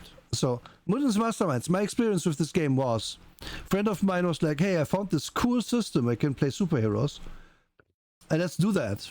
I was like, "Okay, sure." And then we sat down with one book and 4 people and made characters, and then we made characters, and then we made characters, and then we made characters some more, and then we looked at each other like, "This sucks, doesn't it?" Yeah, it really does. I'm in the process of writing a program that does the math for me. Yeah. It was my friend. was like, "No, I can't. This is dumb. I'm making a character builder for Mutants and Masterminds because I can't find one that does what I want." This is a fuck no. Yeah. For the simple reason, it is too complicated. Like, it is just... it's a point by where every power is in there, they all interact, and then things... I don't think you can have this not fall apart. No, it falls apart every time. Yeah. Like, just, it didn't matter what we did, it didn't matter how good we are at our maths, it didn't matter how good my bookkeeping was. There was always something that got fucked up at the table, and it always ruined everything else. Every single time. Yeah. Starfinder is next. I'm putting this here as well, next to Mutants Masterminds. The reason is simple. Starfinder is Pathfinder 1st edition, but in space. Yeah. Thus, it needs way more rules. When Pathfinder already has a lot of rules. And also, it's made some really baffling decisions. Yeah. Like, for example, there's weapons upon weapons upon weapons in these books. And it's really like, oh, this is a laser pistol. This is a level... this is an MK2 laser pistol. This is an MK3. And they just do oodles more damage. Like laser pistol 1d10, MK2 laser pistol 5d10, and super laser pistol 10d10, whatever. I don't really remember the exact ones. But it is on that level. And they just gate via cost that you can't buy the cool laser pistol.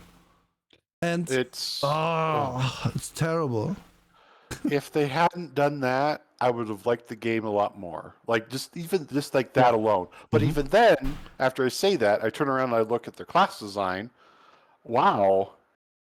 Did you guys, like, drop all of your balls at once when you were trying to figure out how to do the class design? Yeah. Because almost none of these classes are really very appealing to me.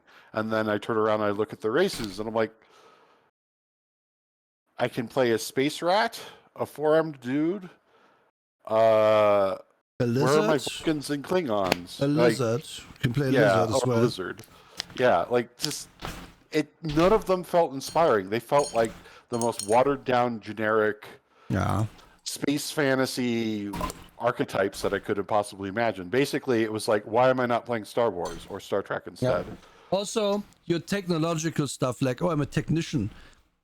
You get spells like Vancian spellcaster and wizard in D&D. Like, why? Why? And then you have a spell like command machinery and stuff. Like, it's such a weird amalgamation. I wouldn't like. We played this because friend of ours wanted to DM it, and then it just fell apart because we. Every time we played, we would find some rule that just stopped us in our tracks. Or some other thing that just didn't work. Like, I remember gameplay slowed down to like a stop for almost like 45 minutes to an hour just because we couldn't find what is the saving throw DC for grenades. Yeah, oh god, yes, the fucking grenades. We just couldn't find it. We just couldn't. Like, the book we were using was OCR'd and everything. We could search it. We still couldn't find it. Like, stuff like that should be like, there should be a table that says that. Yeah. Like, oh my god, I just advocated for a table. Fuck you, Starfinder. And now I've forgotten again how you do the grenades because yeah, it's just not worth it. Okay, next one. I don't think you know this one. OVA, the anime role-playing game. I also don't know this one. So this is going to also go in the back of the list. And then we have, this is another random one I found, Iron Sworn, a tabletop RPG of perilous quests by Sean Tomkin. I did read about this at one point, and I absolutely forgot everything I read. Okay. It's by the same people who did Starforged. The thing I do remember is that, like Starforged, it is very much about going on a quest, going on an adventure, going on something with a goal. And in both cases, you swear an oath at the start of the game. And that is what carries you through the rest of the game. So, like, I want to, let's say we're doing a Firefly style game. I want to kill the people who killed my family. Yeah. Bam. There you go. Like, that's, like, it forces you at the very start. We're going to have a goddamn story, and this is your goddamn goal. Which, honestly, good. It tells you what it expects of you at the outset. A lot of games don't do that these days. Like Starfinder, for example. I don't know what the fuck I'm supposed to do. But Ironsworn does that, except like Viking medieval stuff. So, and Starforged is the space equivalent. Okay, would you say, did we have Starforged on here? No. Would you recommend it? It feels like it would be good for one-shots. It's kind of rules light. Like, it's not too crazy. Yeah, it sounds like one-shot / like a few sessions kind of game. Short arc. I wouldn't mind. Yeah. This again. This is off of minimal information, but look into it. I read through the Starforged book at one point. It's good systems. Mort, since I'm asked again, since it's one of 3 systems I know, how do you recommend Cyberpunk Red? I recommend it, but I think Shadowrun is better. Yeah, it is. The issue with a lot of stuff Cyberpunk does is, to me, is that there's too much of a hard-on for random out tables. Yep. And there is ultimately, yes, it is a very cool thing, but then they boil it down to like 10 classes. And then is it really going to be fun the 5th time I play a Street Sam? Whatever they're called. No, but in Shadowrun I can just open book, make the exact character I want, and play that. And are they going to be a Street Sam? Yes, but they're also going to have this thing and that thing and this other thing and this skill. Like my experience with it. Oh, Froggy, like a table of like a table of options, you know? Yeah. Like a roll A1 to get +1 to intelligence, roll A2 to get +1 to strength, that kind of thing. Yeah. Not 1-to-1 yet for Red now, but I remember the book that came out with Cyberpunk 2077, which is like the new version of Red, right? Yeah. That is the latest edition. I flipped that open, was like kind of hyped to read it, and then immediately saw wait. So I can random gen my stats, or I can roll on these tables for stats. So and the rolls are basically like, it's, I think I forgot what you roll. You roll a D6 or something. D10s, okay. Yeah. And then I just did a quick bit of math to find out, okay, so if I always happen to roll the number that gives me the best bonus, my character can be like 15 points better than the same character that always rolls the worst one. And if I point by this, I'm always going to be like at a level that's about 12 points above the lowest possible guy. So on average, I'm going to be worse if I random roll. And what the fuck, if I can spot this in 5 minutes, then why is this here? It's clearly not better. Exactly. There's a lot of that in Cyberpunk Red, and this is why I don't find it as interesting as Shadowrun. But it's not like you're going to end up with like a complete goober as a character, like who does nothing. It is, again, just like the random generation and random outcome stuff doesn't add to anything for me. No. It would be nice to have for like encounter tables and stuff like that, or random happenings tables. Stuff. Yeah, DM toolbox stuff, exactly. But it isn't. It is mostly for character generation and like generating outcomes for your character directly, which is the worst part of this. Mm-hmm. I'm not saying it's bad. Again, I'm just saying it's worse than Shadowrun. And I think it's a very if you like the style of Cyberpunk, do maybe give Shadowrun a tentative read. But also, it does Cyberpunk well. It is a long-standing game for a reason. Yeah, in spite of its flaws. Mm-hmm. And you don't have to be a perfect game to. I would recommend Red for as well if it was on this but I forgot to put it on. Yeah, it's okay. It's not like I would say Red is Garbo. I would put it honestly and not fast maybe for you. Again, because I like Shadowrun, and Shadowrun is just my thing. Yeah. Love Shadowrun. Well, you have to force them to play it with you. That's what I did. You have to beat them and play it with you. Yes, you have to tie them to the radiator and then make them play the game with you. Yes, get them a bunch of 6-sided dice and throw away all the D10s. Yeah. Like, for real, if you just come at your players like, you know how you like to play a big tanky guy? Imagine if you could be a troll that's just twice as big as any human could ever be. Yes. With a minigun, and then you like to be a hacker. How about you are just the person who does this with their brain because they're way cooler and stuff like that. But Shadowrun is way more of a kitchen sinky game, and which is why I like it more. Yep, that's ultimately the same for me too. Also, there's another factor to this, and it comes to character designs. When I tried to play a solo in Cyberpunk, I could only find like a couple different ways that I could play a solo differently. But when I play a Street Samurai in Shadowrun, I found 20 different ways. Mm-hmm.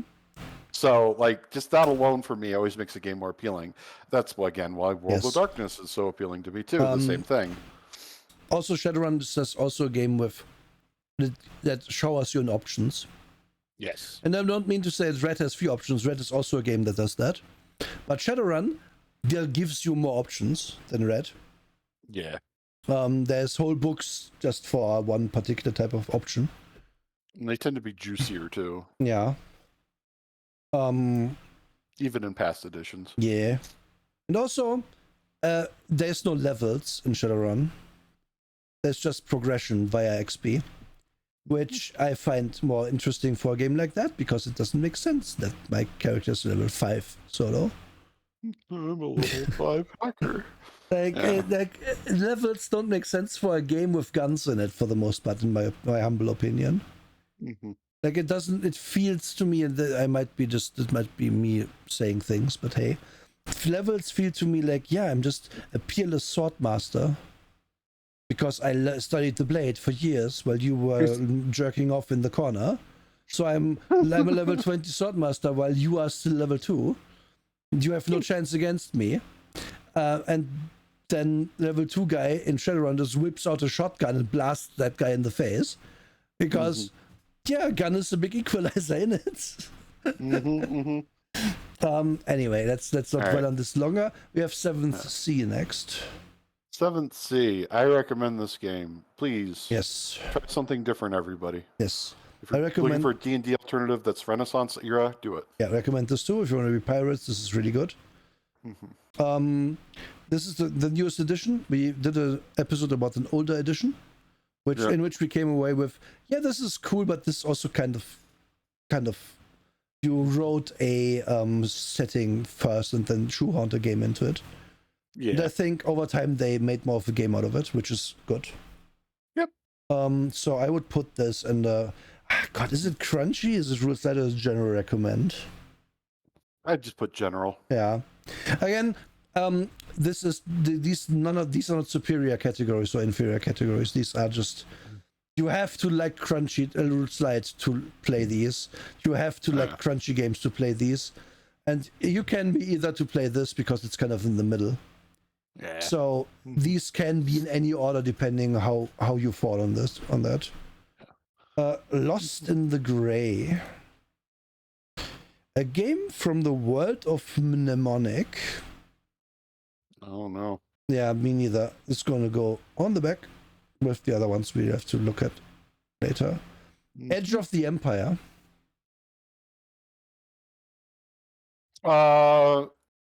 Okay, so I've talked about Star Wars before, and I've said things about it. Ultimately, with Star Wars, I don't want to play Star Wars games anymore. I just don't. But I will recommend this to people because this is the best iteration of it.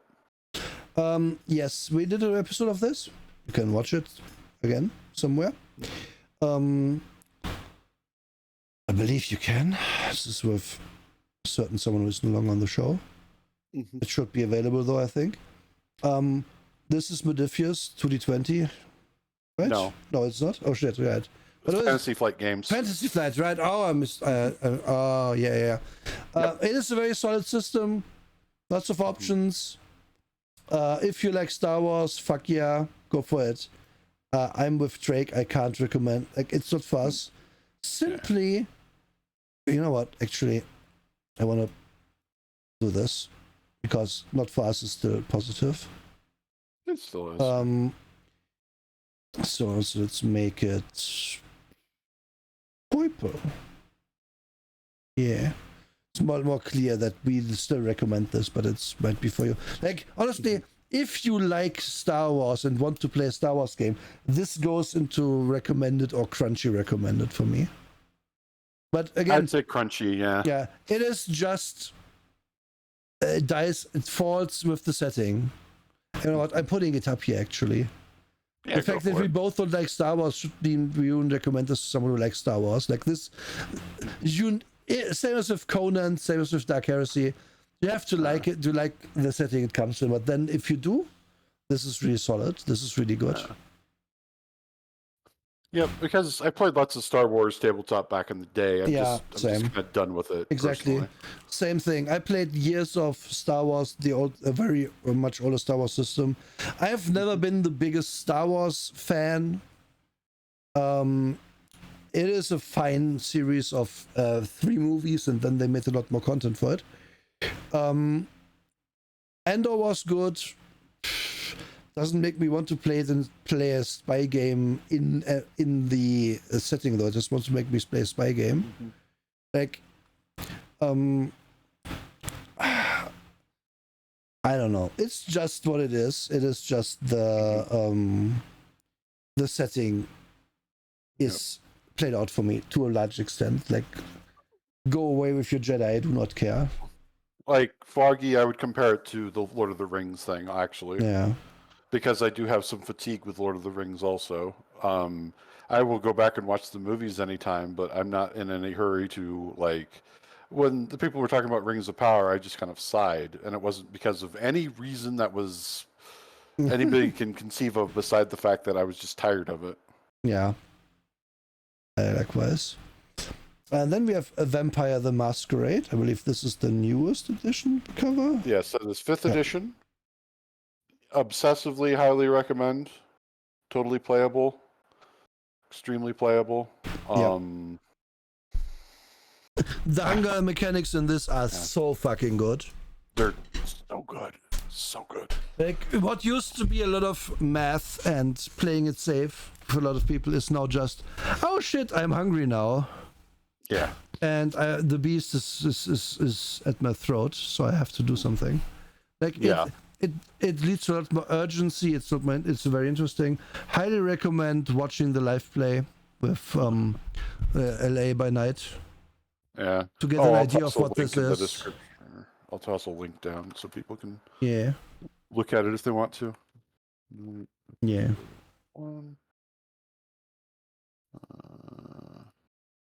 There we go.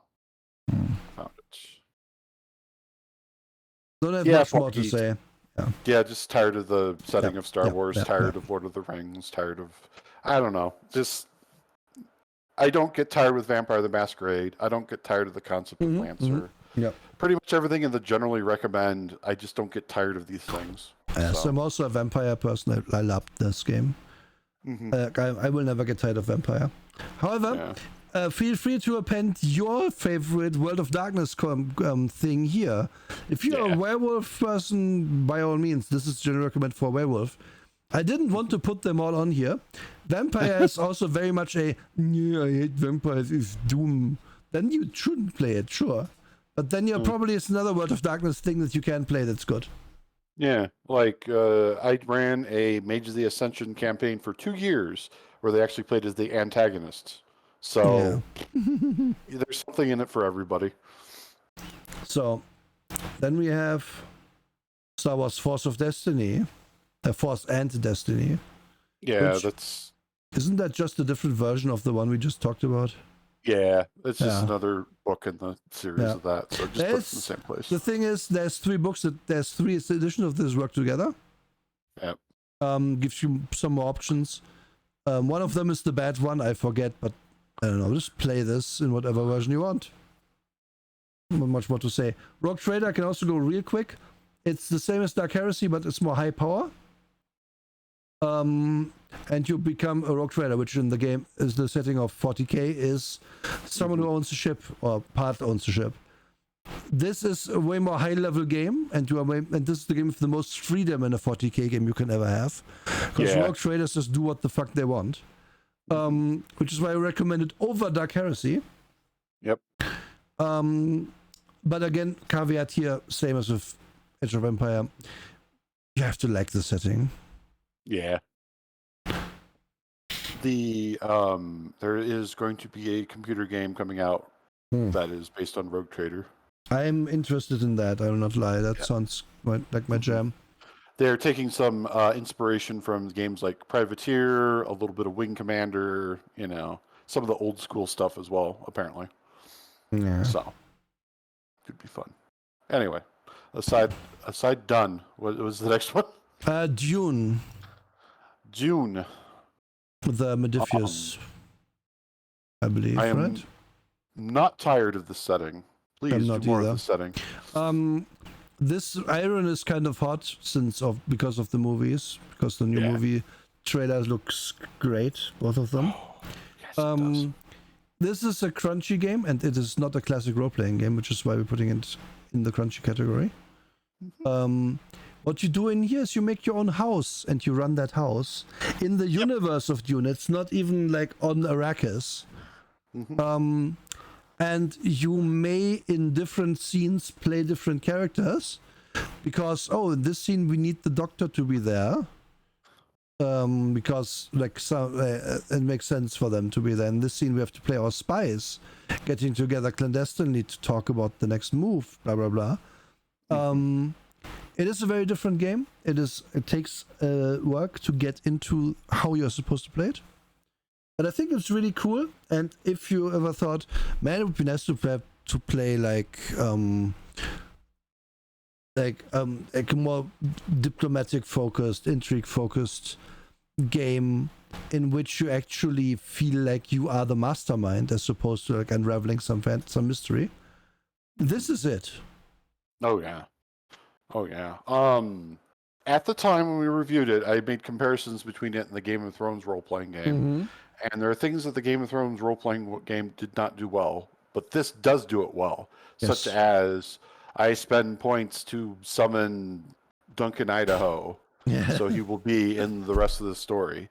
Stuff like that. Like the game system works with you running intrigues, you being a prince of a house, you being the assassin spy master of a house. It all works with that.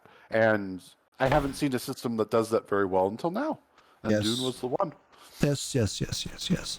Also has intricate rules for knife duels and stuff, which you might say is a bit much. However, this is the Dune thing. That's the only way they fight because of their technologies. And so having actual rules for in what hand you have the knife that's the one time I'll defend that. Yep. I defend it completely. Yeah, it's good. Eclipse Phase next, Drake. Highly recommend. Yes. Another good science fiction. That's like when I said towards the beginning, there's a reason why Starfinder I don't recommend. This is one of the reasons why I don't recommend Starfinder, because Eclipse Phase exists. Dune exists. Yeah. Yep. With Eclipse Phase, we also have an episode on it. June we have one as well, actually. But Eclipse Phase, the big cool thing about this is the first edition of Eclipse Phase, which is highly playable, is available for free off of their fucking website. So if you are like, oh, I can't afford books, but download it. It's free. Yeah. And the production value is really good. Like, it's not cheap books at all. No. And you have cool sci-fi settings and systems in it. You can easily, I mean, I know, okay, I say easily, you can finagle anything into it you want. They did some sort of sci-fi horror thing, hard sci-fi horror, but you don't have to run it like that. The most successful game I ran in it is just, we have 3 people who suddenly own a starship. What do we do now? And then there was a bunch of trading and playing around and maybe doing a mission eventually for someone, for some money. And then there was just a fun time over like half a year for my players, and that's cool. I think they took it down from their YouTube channel, but there was a live play of people playing basically Firefly, but using the Eclipse Phase rules. And I was like, holy fuck, like... Yeah, that can work. Didn't even use the sleeve stuff, and apparently they did. That was part of the plot, was wound up in this new star system because they got re-sleeved over there. Nice. Which was, good ideas. Anyway, you can adapt it very easily. No, we are getting to a few stinkers. Yep. Blades in the Dark, Drake. I'm going to put it in the fuck no category. Yeah, because likewise. There's stuff that you can get out of it that is interesting and good. Yeah. But more and more I look at it, it's not a role-playing game. It isn't. Like, they do some cool world building to give you a generic ass story engine where you are supposed to run into problems and semi-fail and then maybe clutch it out a little bit at the end. And no, it's just not great. It's not great. Also, it's a game where you play heists and they tell you don't plan. Yeah. What? Yeah. Let me plan my heists at least a little. Yeah, you're supposed to roll with the punches, and why? Like, it very, very much works against its own setting in that way. Yeah. It is not without merit at all, but even in the episode we did on it, these are all the games I made episodes on right now. I think we all said, maybe you play this once, but there's no way you play it again afterwards because there's nothing else to do. Because you can play one of 5 flavors of guild. Like, are you an assassin's guild? Are you a thieves guild? But you're going to end up having to do everything anyway, because these things are usually connected, like the main activities that the game proposes that you do. So it's not like you're going to have a totally different experience if you play it again with a different guild. And then you also, it's so rules light that the characters feel super samey. And they have very few options in them that makes it worse that they're so samey. And so no, it's a big no. It's a big no, yeah. The Alien RPG. I will put this in the can't recommend category because of how many things they don't do right. Yeah. They say, they mention repeatedly campaign, but then they don't really tell you how to build one. They don't even, I mean, it's not even not really tell you. It's like they literally just don't tell you. Like, the disconnect there is obvious, right? Okay, let's say Alien 1 is the first adventure in your campaign of the Aliens games. So that means the only recurring character is the alien and Ripley. Yeah. Over the course of all of these adventures. The game doesn't tell you how to advance your character. It's an alien game. My character's gonna get fucking destroyed.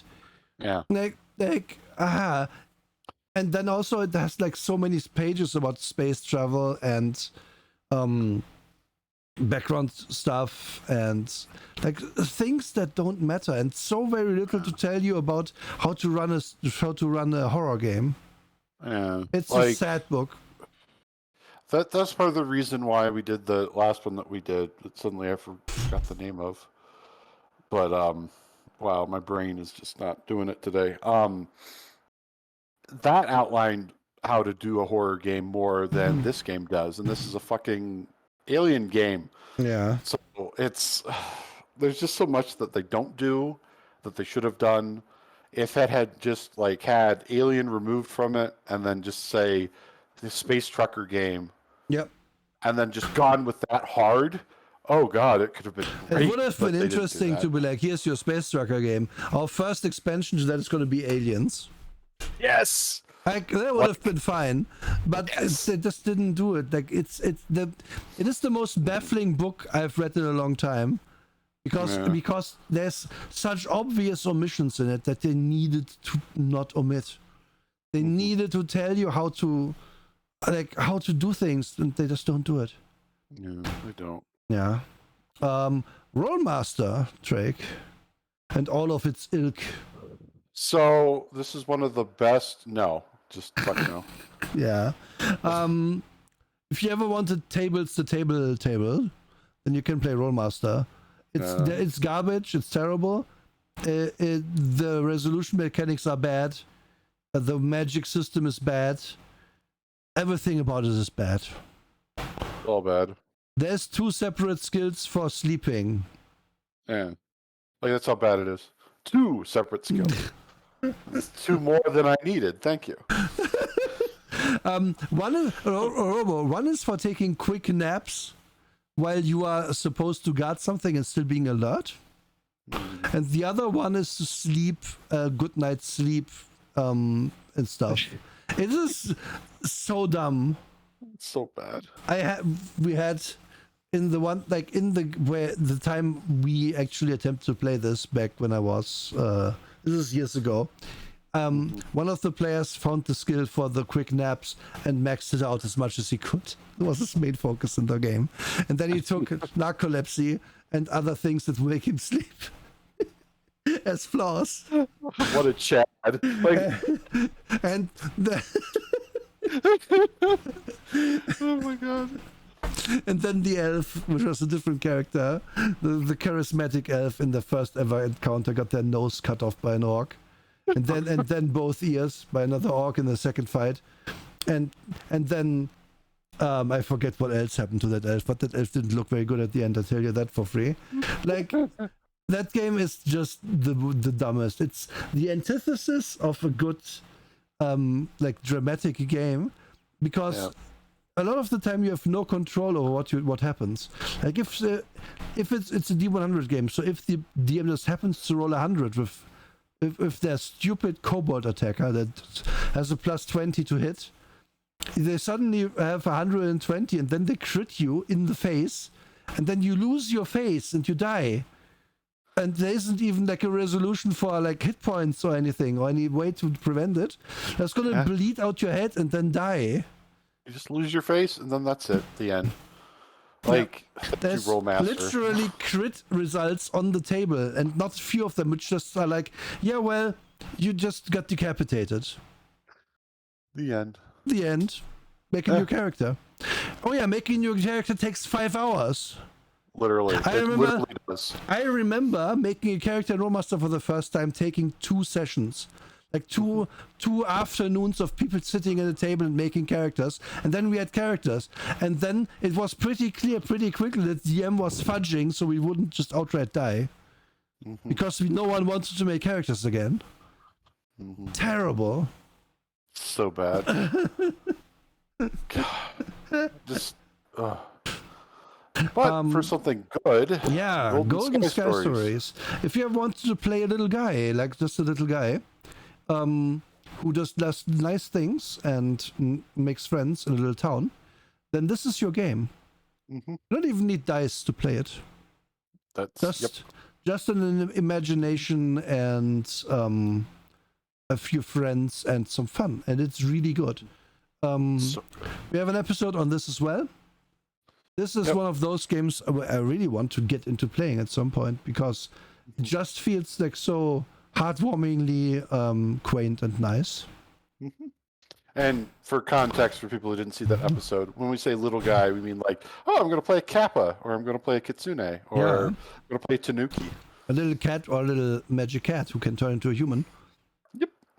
And it's fun. It's pure fun. It is very cute. The art is great. I think this is a bit low res. If you Google this, the art in this is really good, and everything about it is just very charming. It's very charming. Which is everything that Dungeon World is not. Yeah. Dungeon World is the antithesis of heart. Yeah. Dungeon World is, imagine a sex offender takes a D&D book and rips out randomly every second page, and then only uses the rules that are left to make a system. Mm-hmm. And then says it's good because you took half your options away. Yep. It is bad, it's terrible, and it is a good thing that person... no, wait, I have to rephrase that. It is a good thing that person got what's coming to them, because they were a terrible, terrible guy who sexually assaulted people. But they were also like, when the time when this was hot, they were like, oh, this is just a new way for Dungeons and Dragons. It's so much more streamlined. And he was the biggest proponent of his own game, and then thankfully stuff came out. What him being the worst. Yep. Yeah. Like fuck Dungeon World, fuck the mecha. I'm very happy it's dead. Couldn't be more dead. Yep. Mermaid Adventures. Also a game we have an episode about, and one of those which I will immediately put under the recommended as a rules light game category. Yep.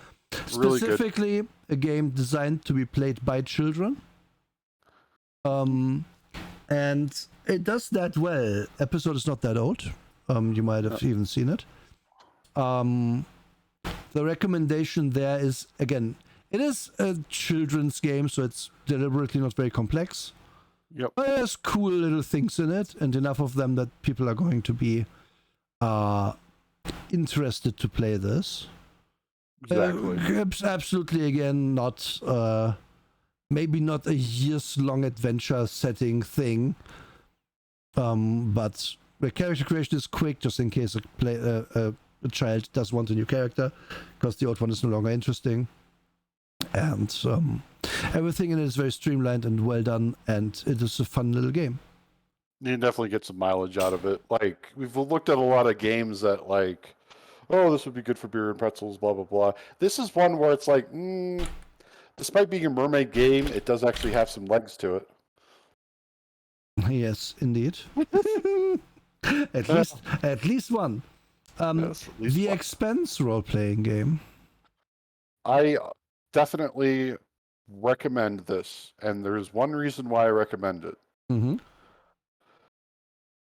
It is a good D&D alternative because you have 5 seasons of a TV, or was it 6 seasons of a TV show? Was it 5 or 6? I don't remember. It was 6. It was 6. 6, yeah. One is the 6 is so shorter though. Yeah, 6 seasons of a TV show you can go to watch before you can play this. Yes. Or you don't have to watch it. You can read the books. The books are really good too. Mm-hmm. It is a rare example of something that was based on an IP that we've reviewed, where I was like, this really works. Yeah. This really works. Yep. Is this a general recommend? Yes, right? Yeah, just general. Yeah. Because the rules, they're not really that crunchy, but there are some things in it where you'd just be like, but where are my hit points? No, you have something else that's like hit points. It's just that, unlike D&D, they bluntly tell you, no, this is more like a combination of luck, grit, and resolve. Once you run out of that, you do get injured. So.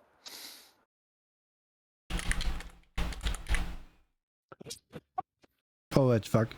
This is... Fuck. No. We have to add a row below. Have to call it Continuum. And then we have to put Continuum in it. Because as much as Dungeon World is garbage, and as much as everything else in fuck no is garbage, and I would never want to play it, it is playable. You could play these games. It is indeed possible to play a game of this. It is, in my opinion, not possible to play Continuum as written. No. The only way you can do that is you fudge everything and change stuff about it. This is a time travel role-playing game, one of our oldest episodes. It broke all our brains. And all you need to know about it really is, if you should play Continuum successfully for long enough, you'll eventually get to a point where the game tells you to now make up a civilization in the ancient world and lead that civilization into the future via these rules. And then you are like, okay, are we all doing this as a party? No, you're all doing this alone with the DM somehow. And then you, what? Well, then you become an unplayable character afterwards. Congratulations. Yep. Mm-hmm. What? Yeah. Like, big what? It is a game that tells you have to defend Hitler in the timeline because otherwise things are gonna change. It is unbelievable garbage. And yeah, it's still the worst one that we have reviewed. Yeah. It is the biggest stinker. Yeah. Froggy, the logic is this. Because the Hitler timeline eventually births people that can make time machines, if we kill Hitler, maybe that doesn't happen, but also it will happen because people are going to defend Hitler. It might be your job even to defend him. Because we want our time travel. It is the dumbest, shittiest game. It's really. I recommend you read this. You find a PDF and read it. Because it is quite the read, but it is no. It was one of the few episodes that genuinely triggered me because there were so many parts of it that sounded like Mage the Ascension, but they were just like, no, we're cooler than them. We're going to do something even better. I was like, no, fuck you. Yeah. No, please.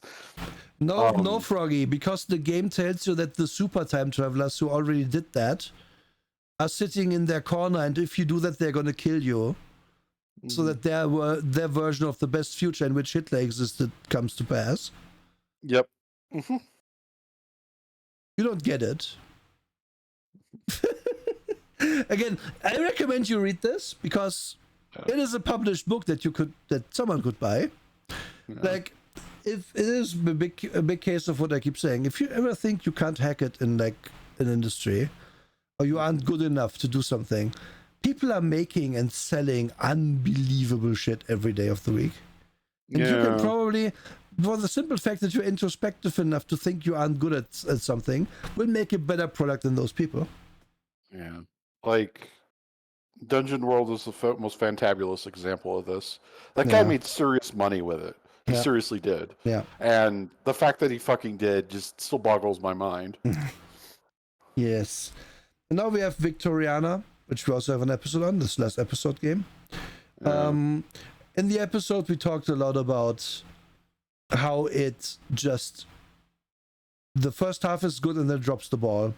Yeah, it drops the ball. Which is why I can't recommend it. No, I can't recommend it hope either. They make some better game out of it with less weird inconsistencies in future. For now, it's sadly like what my problem with it is if you have seen Bright, I think is the word movie. Yeah, Bright. Yeah. Where thousands of years ago, like magic came back and there was a Dark Lord and blah blah blah. But then also all of history happened in the exact same way as it did in our world, to the point where we had an Alamo and the colonization of the new world happened exactly the same. Blah blah blah. Which makes no sense. Butterfly effect tells you if early on 1 million people get killed by orcs in the Europe, then probably stuff's gonna be different from then on. And the game falls flat on its face because it just does not acknowledge this at all. Because the game has like pig people and stuff. It doesn't really tell you how long it has had them. It has weird magic which does kind of just like, it is a weird magic system, and it asks a lot of you in terms of like learning some weird runes to make sense of stuff. It's just, Yeah, it's a big ask, the magic part. yeah. There's also the steampunk part of it. It just doesn't do steampunk well, whereas Deadlands does. So it's just, there's so much in it that could have gone well, but just didn't stick the landing. Yeah. Like, I want to recommend this in some way, but it in its iteration, as we know, I just can't. Yeah. Okay, and now we get back to the ones that we didn't know. Okay. So we have Shadow of the Demon Lord. Shadow of the Demon Lord.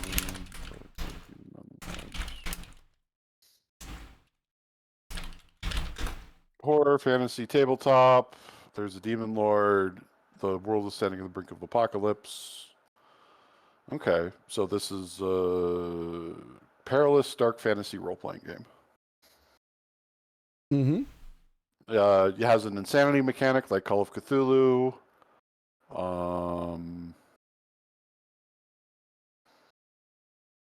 You can play a clockwork character. Huh.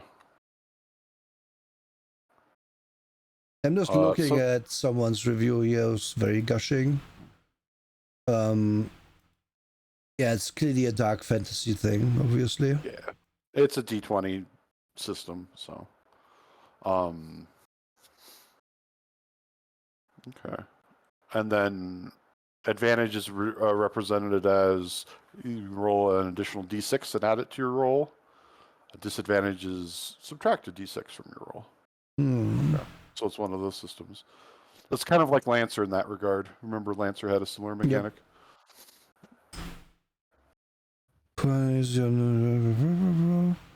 Random character generation is a minus from me. Big minus. It was a very well done change from the often used 5th edition Dungeons and Dragons. For me, fast character development, dynamic initiative, and free choice of class combination without a noticeable disadvantage are the driving advantage of the system. If you're already familiar with D&D 5e, you will quickly find your way around and spend some fun evenings. You can see the influence of past works with Robert Schwab helping to create. This influence lead to an easy, fast, and fluent playing. This is a French person. Okay. At the beginning of the campaign, you have the end in sight and focus on the core of the story instead of playing a campaign over years and getting lost in side scenes. Okay, so it's a focused game. Monsters are deadly and have a nice balance between hard to hit, life point, sandbag. Spreads are partly effect, very creative, and offer more than just funny moments at the table. But yeah. Only the number of abilities may be fatal at high levels. In addition, the character sheet offers little space. Okay, otherwise, okay, so apparently it's a very dark, gritty game which gets to the point. And it's pretty easy to get into if you know D&D. So I'm putting it recommended rules slide with the caveat that neither of us has actually played it. Yeah, it looks like it could be fun. Yeah, the author. Definitely has done other good things, so that's a big reason why I put it there right now. Yeah, Schwab is just prolific is a good word. So, I Hunt, killing monsters in the gig economy. This one is just. This one looks like it fits in the comedy game category, which immediately I'm like, yeah, I recommend try comedy games sometime. Yes. Cannibal Halfling Gaming, very good name. It is a Fate game. Oh, is it a Fate game? Okay. Then, if it's a Fate thing, we already recommended Fate as crunchy. Yeah. I recommend this. If it takes all the work away of making a setting, I would generally recommend it under the caveat that you have to be into playing Fate. The game designer is literally just thinking. Excuse me, a slur mechanic. Yes, frick. Hi, Carbon. So, the game. Welcome, by the way. The game is called I Hunt, the RPG, killing monsters in the gig economy. Yes. I randomly came across this. I was like, okay, that gets on this list, even if I don't know about it. because like this cover is just cool. It kind of reminds me of iZombie, actually, the art style. Yeah. But yeah, I can't say much more about it. But I do prefer Fate games that give you the setting. Yeah. Because I have seen the depending on what your group is, the collaborative generation in Fate can really fucking fail. If your group is all very creative people, perfect, it's gonna go great. If your group is not that, like I have, my real life friends are mostly math nerds and programmers, and they are not very creative. I cannot play Fate with them. Yeah. Because I will be there doing all of the lifting for the world, and then I might as well not do it in Fate if I'm gonna invent the world, right? Just like, yeah. Yeah. Like, it's not even that I would say that they're completely uncreative. It's just like, if I tell them, make up your own world, here's like the sentence to get us started, or 2 sentences to get us started, which I would put in because I'm going to DM it, and then they like draw blanks for half an hour. It's just like pulling teeth at that point. And but like, this is immediately evocative for me. It's like, we are playing Buffy, but we have to make ends meet with our killing monster shit. Yes. And I don't need more. I'm already sold on that premise. That's a great premise. Like Buffy, but gig economy. Bam. Imagine Buffy was paid $10 an hour to hunt vampires. Like, like I would play this now. Okay, what is the next one though? Mythic. Well, I thought this was Morbius the RPG, but it's not. I'm disappointed. Mythic. Review of Mythic role playing. Let's see. This is one where the entire game is, I think, claims that Mythic can do some pretty amazing things. It's a role playing game that can be played without any planning, preparation, even the game master. This pretty tall order, honestly, wasn't quite sure. Blah blah blah. The book is as paperback, Lulu print. Blah, blah, blah. The book isn't very durable. Okay, it's fine. First glance, the book's printed. Okay, I don't care. Basics. The game system itself very rules slide with little bits of crunch in certain spots. Setting less than multi-genre system. It would have to be. When you dice, you will ever need a single set of percentile. Okay. Despite the fact that the core of the game is chart covered in down numbers. Super simple if you're familiar with fudge. Oh, it's familiar to fudge dice. Okay. There's no connection between the two games. Set of 7 attributes. Clear mythic skills-based RPG skills are for some reason called abilities, but don't split hairs. Isn't skill. Task resolution combat. Powers, character creation, gem. Substance destroy is truly outstanding. Functional, but it will never replace a good group of friends.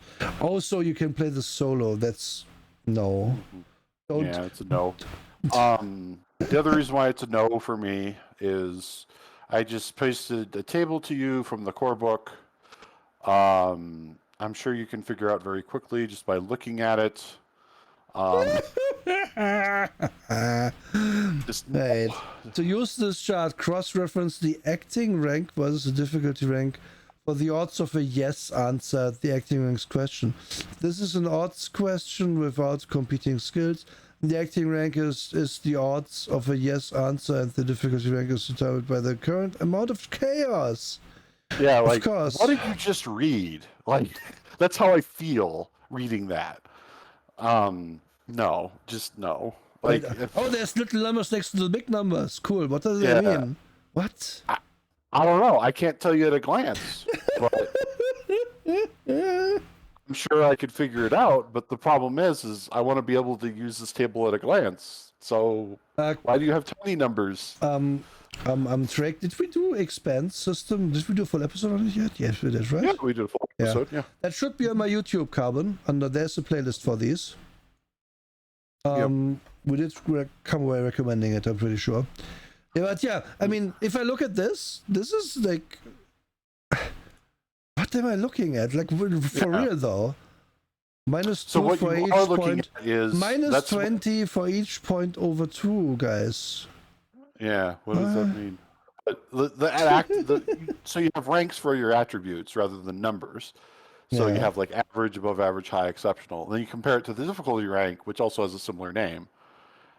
Why are you doing this? So I kind of see, like, if chaos is low, I have a high chance of success, but in everything I have a 5, 25, 89, 86. What does it mean? Why are there 3 numbers in it? What? Okay, so no. The number to the left is the exceptional yes. The number to the right is the exceptional no. Why did you put yes and no instead of success and failure? Why? Why are you doing this to me? Joe, I can't recommend putting it. And I can't recommend, since neither of us actually played this or looked at it in detail. I won't do it in fuck no. But I'm leaning fuck no off that table alone. Like, what is that? That was very much like, so what we call in the business a red flag. Yes. Yes. Masks, a new generation. Is this a rule slide superhero game? Because I want one of those. No, I don't. Fuck Amazon. I don't care. Powered by the Apocalypse. Oh, powered by the Apocalypse. Superheroes. Okay. Game design paradigm. Big mixed blessing. Monster Hearts. It seems like lots of people are trying to make PBTA games without thinking about what it means. The version of PBTA is it can emulate a specific combination of genre, emotional intensity, and surprising twists, blah blah blah, social system, masks, perhaps an unlikely direction with a system normally associated with grim and gritty mature themes. It's not been disappointed. Masks allows you to play superheroes in a different way from many other games in the same broad genre. For a start, it focuses on teen superheroes, wrestling with issues of identity, power versus control, external influences versus self-definition, mundane versus super, and very individual arcs of different kinds of superhero. And yet it's also a game of over-the-top action, where everything is brightly colored and the bad guys are high camp.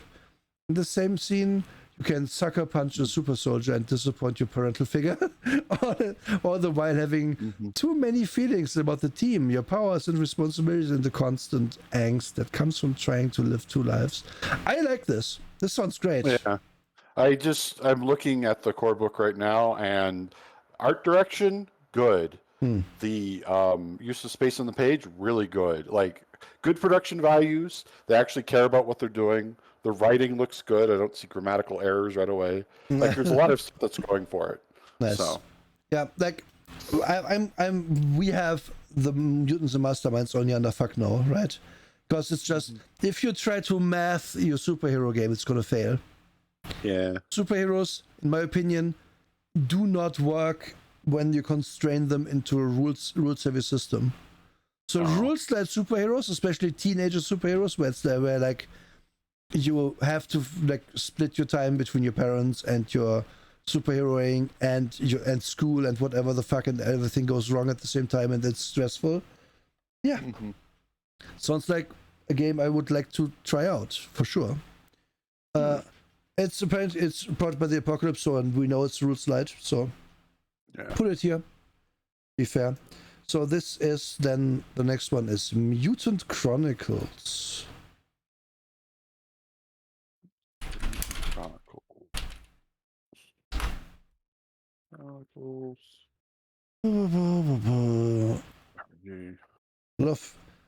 A lot of glowing reviews today. Oh, it's a 500 page book apparently. Okay. So originally it was published in '93. Okay. Well, this is the latest. This is apparently the 3rd edition. Yeah. This picture is also of the 3rd edition, which was published in 2015 apparently. Oh, Modifius Entertainment. Hello. Yeah. Okay. I think we might recommend this off of Modifius, because they make solid products. They just do. Like, that's kind of like how I am with Goodman Games also, because they did Dungeon Crawl Classics, and I'm like, I just can't fault a company that just keeps doing good shit. It's Dieselpunk. Oh. And a dieselpunk in the solar system beset by corporate intrigue and the invasion of the Dark Legion. Okay. So they actually go a fun direction. Huh?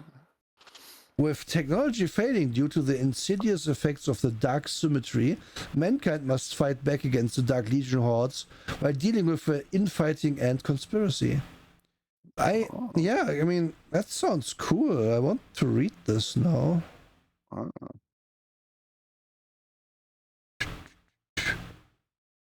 I would tentatively recommend this and probably on a Crunchy. 500-page books are not rules light. I'll put it on Crunchy. I mean, it's also Modiphius too. Modiphius is good at doing decent crunch. Mm-hmm. Again, this might be on the future episode because this is kind of intriguing to me right now. I found a few things we might review in future on this. Oh yeah. Second to last, but maybe not second to least game is OVA, the anime role-playing game. I don't know if I can get behind a game where you play an egg, but... Let's see.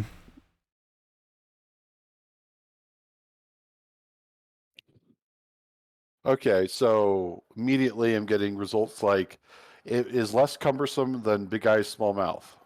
So okay, so apparently it's also like a 100-page book. Oh, okay, good. 128 pages. Okay, here. Rules slide. Like, I mean, your mileage probably varies according to how much you like anime on this one. Yeah. Reader completely unfamiliar role playing does not adequate. Okay. Create a character 6 pages. Sample character 22 pages. Pages and weaknesses 22 pages. Like, off of this, my take. It's a fantastic rules light take on anime role playing, meant to be accessible to new role players. It can be run in a very bare bones manner, or additional rules and ability tweaks can be added to further customize the game. The art straight through is excellent, the formatting is wonderful, and I consider this to be a very easy to use product. On the downside, the example characters take up a lot of the book. While they are useful in character creation, there are a lot of them. The general roleplay discussion, GM advice, and other such information results in a product offers relatively little content to veteran roleplayers for a $20 price tag. It would have been nice if a general discussion of anime, perhaps with a few example settings, could have been provided instead of the extra pages for example characters. Also would have been nice if more general sorts of adversaries could have been provided to make the GM's job easier. On the whole, however, it's an excellent product and well worth the cost. The system is simple, fun, and offers just enough fiddly bits to make it fast while offering players a good degree of ability customization.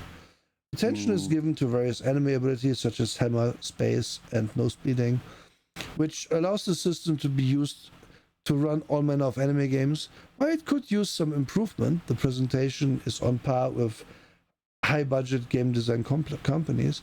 I hope to try out OVA in some of my future games.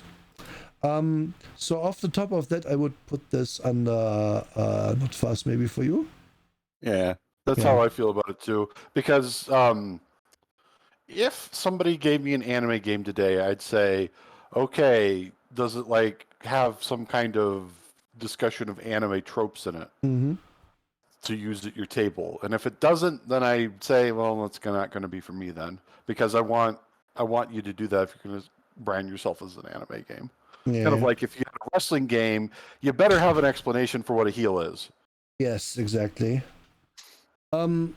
So my recommendation, where you put it here, is okay. I like anime.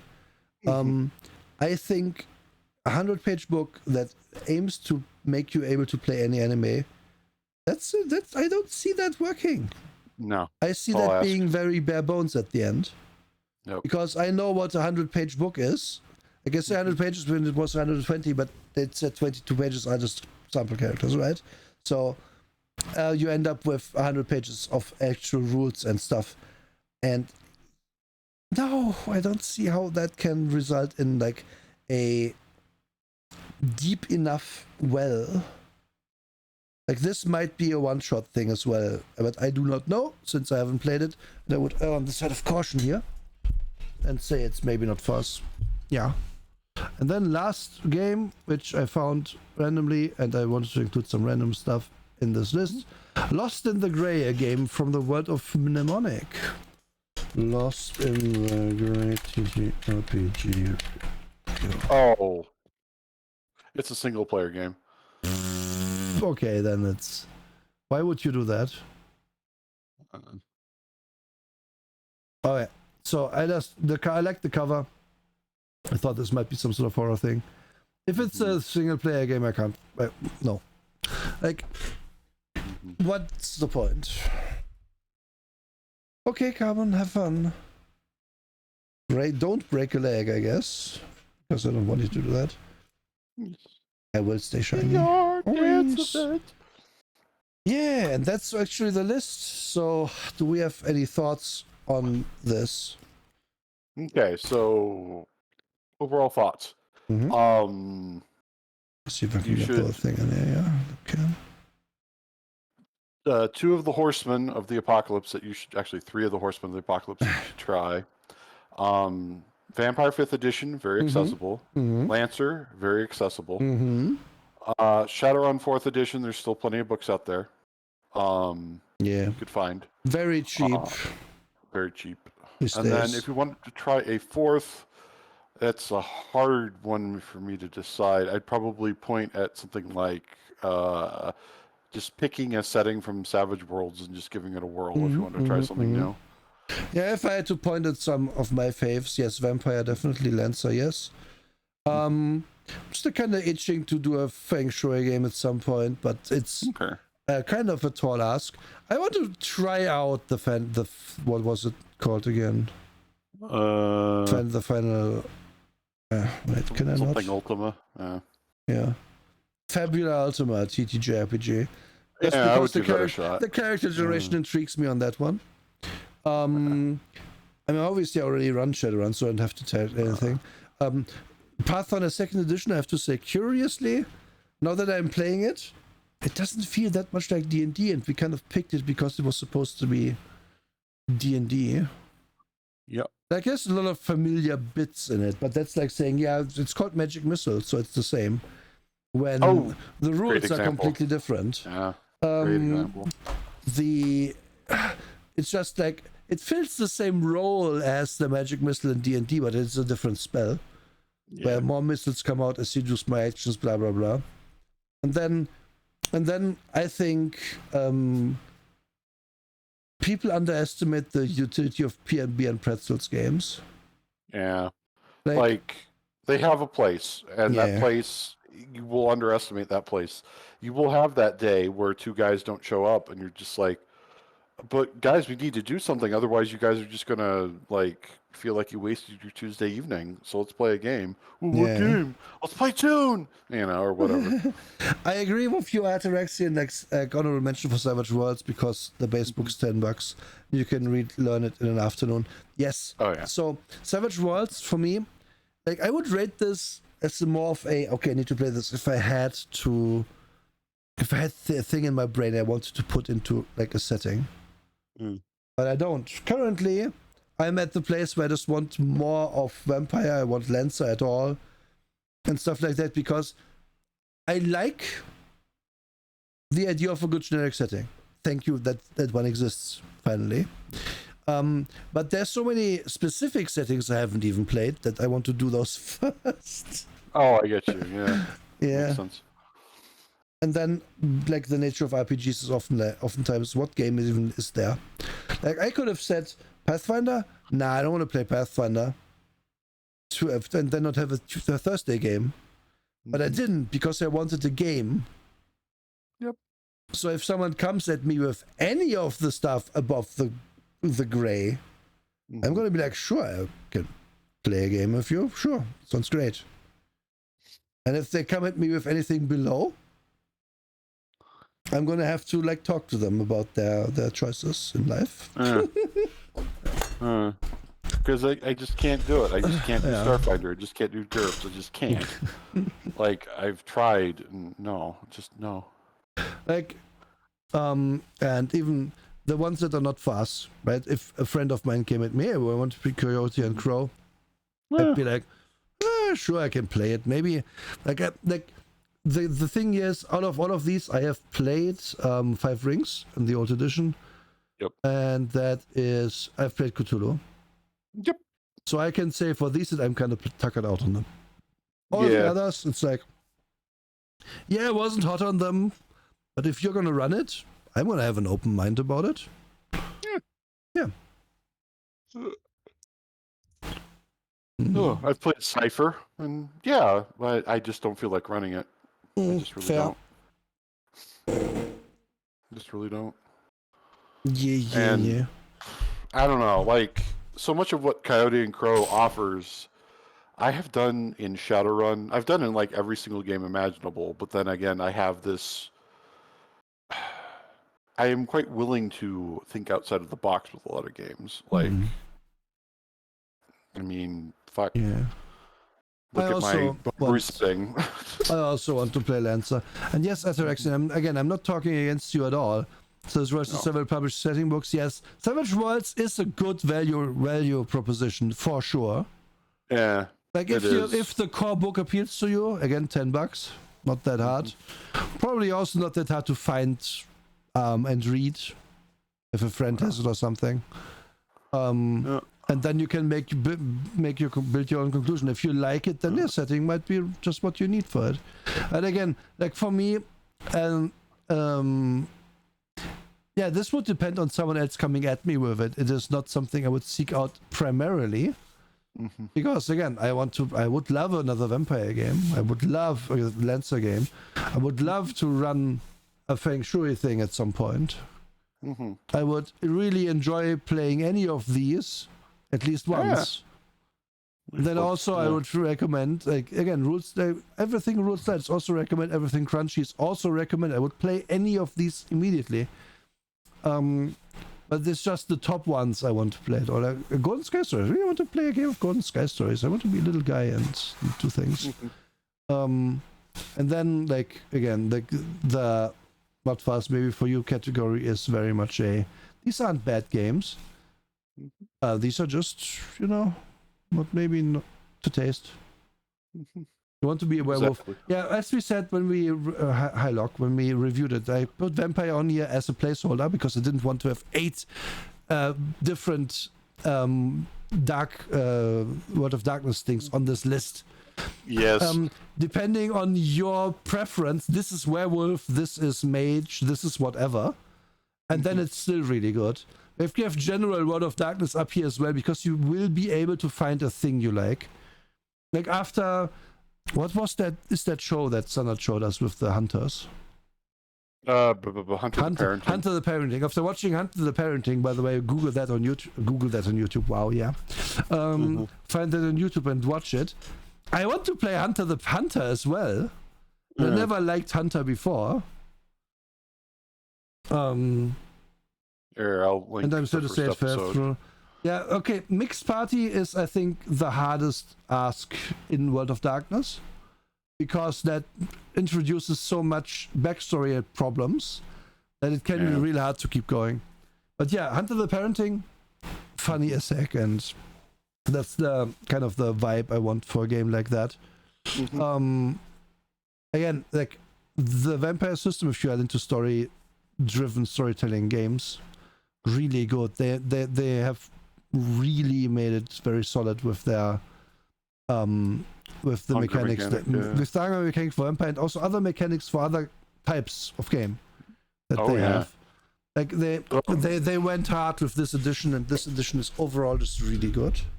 It's so good. It's tough if you care about balance. Well, even if you don't care about balance, the mixed thing is like they have a werewolf and a vampire and then then a mage in a group.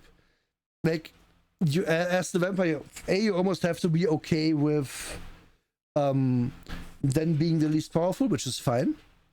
But also then you have to be... I also have to hide now from some weird 10,000-year-old vampire dudes that I have friends that are werewolf, because if they knew like I would be hunted probably. I would probably be dead, and then like you, I don't know. It can work. It's just more. It asks more of the players and of the DM too. And I think we didn't have vampire. Really quick. Yeah, sure. I never ran a mixed game, but I've seen a reason. Like at least mixing some of them together with either of others, yeah, for sure. Like we had a werewolf, a changeling, and maybe a mage. Yeah, I can see that working. Just again, it's a lot to ask of the DM also, because then you have to know and have in your brain the resolution mechanics for werewolf stuff, for mage stuff, and changing stuff, right? Yeah. Look, if you find what I want to play as well, I would play a woofer, a subwoofer, and a heartbeat. It's werewolf has always been a niche thing. Yeah. Like werewolf is one of those. Like vampire has always been the main product, of course. And then after that, you have the werewolf crowd and the mage crowd, that's the biggest second and third one. Hunter is kind of like one. Some people, mostly I know, just play on the side, maybe. It's few people's main thing. It was more popular back when Buffy was the thing, honestly. Because there was a Buffy fans who would just play Hunter, I knew. And the other products they make is always just very, very, very, very situational, very subculture. There have been some icky things in the older werewolf edition as well, like death understand why people have stayed from.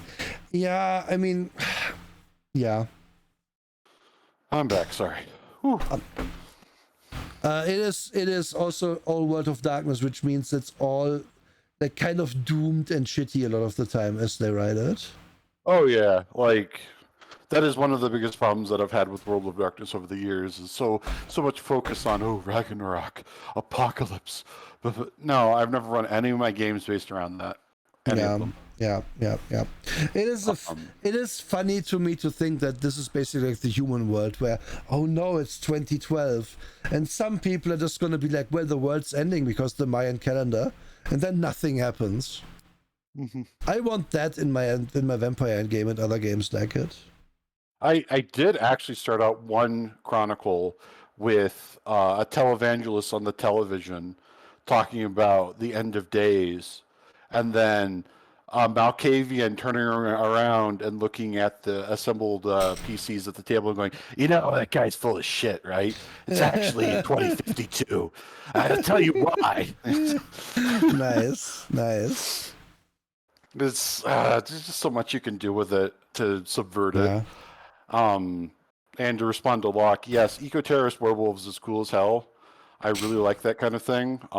There are a lot of things in Werewolf that were rather problematic, but the latest edition of it, how can I put this? They're excising that as much as possible. World of Darkness has not always hit a good tone, but that's generally true of all of them. Yeah. Also, I mean, my biggest takeaway of today is I really want to play a session of you are quarantined with Adam Driver and he's insisting on reading you his new script. Like, like I really want to find this and play it one time. This is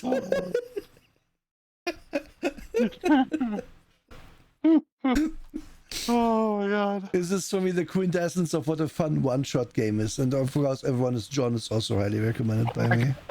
This would make a good bottle episode of a World of Darkness game. Because you're just stuck with Adam Malkavian in the car who thinks he's Adam Driver and he's reading you his new script. Yeah, this would be a good meta thing to play your characters while Adam Driver is there as a character. And then he's reading your script and your character is tells. Yes. Mm-hmm. Like, you can have so much fun with this. This is...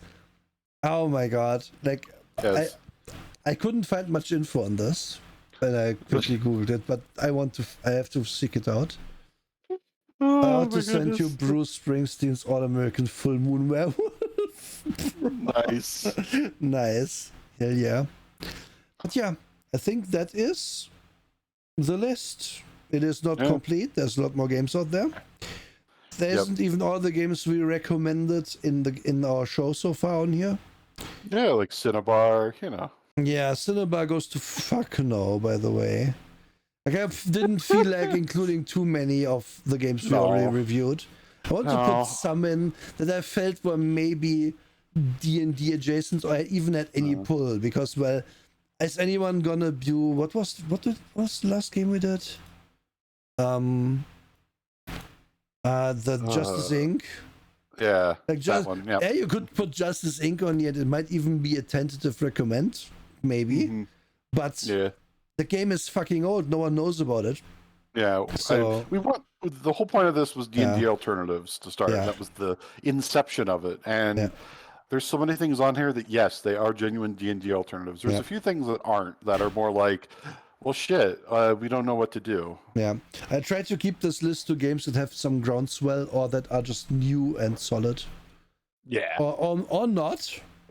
Like, Continuum is a big meme I had to put on here. Like, it's all fatal, basically. And then, yeah. Yeah, the other reason for not putting Cinnabar on this list, he released his latest edition of the game. I don't want to give any oxygen to him. I just don't. No. He did interviews for it and everything. Like, oh my god, you hack. Ugh. God, I would rather play Haven City of Violence. That actually, like has some meat to it by comparison. They have Milk Baby. I mean, yeah. Milk Baby. God I mean, in what other game can you get bonus points for being racist, huh? I ask you, Chad. Well, one of the editions of Werewolf, but we won't go there. Yeah, true. That's true. God, Haven was also a clusterfuck, but yeah. Again, everything above the gray line. Oh, Ataraxian, but no, mechanically. Yeah, mechanically. That's the one. Like where it tells you, oh, you hate the blacks so much that you get a bonus to fight them. Yep. That's Haven, which is why it's not here. Well, there's many reasons Haven isn't here, but that's one of them. Anyway, we're like talking out our ass at this point. Any of these are good recommends. Any of these can really just supplant your D&D. Just have to find the one that your group will enjoy. Like, don't come at a bunch of beer and pretzel players with a Dune setting.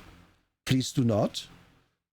Come at them with, for example, Achtung Cthulhu, and just be like, hey, shoot some Nazis, find some treasure. Let's go. Yeah. Let's go. Want to play superheroes, Master of the New Generation? Yeah, cool. Want to play just a good game? Anything on the list here is fine. Yeah. And you don't have to play 5e, and you honestly shouldn't. If you like, yes, it works. It's easy. You know it at this point. You do. But change what you do. It's fun. Yeah, try new things. Yeah. It is. I say that as someone who's still playing 4th edition Shadowrun a lot. Oh, okay. So to be devil's advocate to that, yes, it's something you can fall back to that you're familiar with, but you teach people who are new to it all the time too. Yes, exactly. And that's an important part with what was it, brain pathways and such. Yeah. Like, it isn't just about you experiencing new things, but also about opening the door for other people to experience new things. That also has an effect on you, the teacher. And that's one of those things that I've just been such a strong advocate of over the years. Like, why is Amazing Engine not on this list? Because I don't want anybody to play it, but I will tell you about it. Yeah. Because it was important in history. Like, there was stuff in my history that was important to me about, but it doesn't mean we should be playing it. And there are a lot of other things like that. But almost everything on the recommended list here, I want to learn it, I want to teach it, or I already know it and I want to teach it. Period. It's they're net goods, they're net positives. And that's what I want. The real and true tragedy here is that we just don't have enough time to play all of these games. No, we don't. And so it is all the more important that you try your best to use your time well instead of playing your third Bard because you like Bard. Maybe just change games at that point. Get something. Play an Entertainer and Conan. Yeah, if you like Bards, you can. Just new mechanics for the same kind of thing can be so much interest. Add so much interest to it. I want to play Lancer. Yes, I also want to play Lancer. Also, yes, Ataraxian. A lot of games have it like, oh, you have prejudice. Here's 3 character build points you can now use for other things. No. Haven literally had you. You're a Templar. And so you hate the blacks, and so you get the 1d6 damage bonus against them. Holy crap, this game. Oh man. 1d6 sneak attack or something. There's the reason it's on the infamous list for Tabletop Talk. It's still not the worst game we reviewed because there's worse than that. There's so much worse stuff, but that game had reprehensible things in it, and yeah. Anyway, I think this has gone on long enough. Drake, what do we do in 2 weeks' time? Oh yeah, it's my pick, isn't it? It really is. You know? Wonder if there's something on this list that we should review.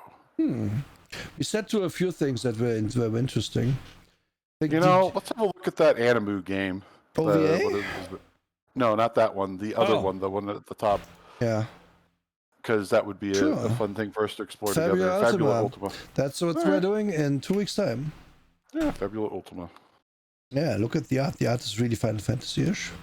Yeah, that's the other reason why I want to do it, because it's just like, I'm sure it has like amazing art throughout the whole darn thing. Oh yeah. And I every once in a while, sometimes that's why I pick what I pick, because then we have something we can really gush over for that purpose. Yeah, you can already see like, why is it shit quality? Oh my god, this is just. Oh, so it's a generic game, Sundered, if I may. Interesting. Okay. You make your own world up, I think. Yeah. That's cool. Okay. Oh, you want to know who the distributor is? Modiphius. Of course, I saw that when I looked at it earlier and was like, yeah. Oh my god. I don't know why this is also pixely, but this, yeah, we're going to look at this. We're going to keep looking at Modiphius, even if someone is no longer here to gush over it as much. Yeah. That's going to be great. And now, we are going to do something. We're going to change games. Actually, we are going to actually game. But I need like 5 minutes to set that up / go to the toilet. So, 5 minutes. Let me just go to my Be Right Back screen and we'll set that up for you all. Okay? And have a good one, everyone. And I'll see you soon. Hopefully tomorrow for Shadowrun. Or in 5 minutes time when we are back online. Haha. What am I doing? But anyway. Be right back, folks. Yep. Be right back, folks.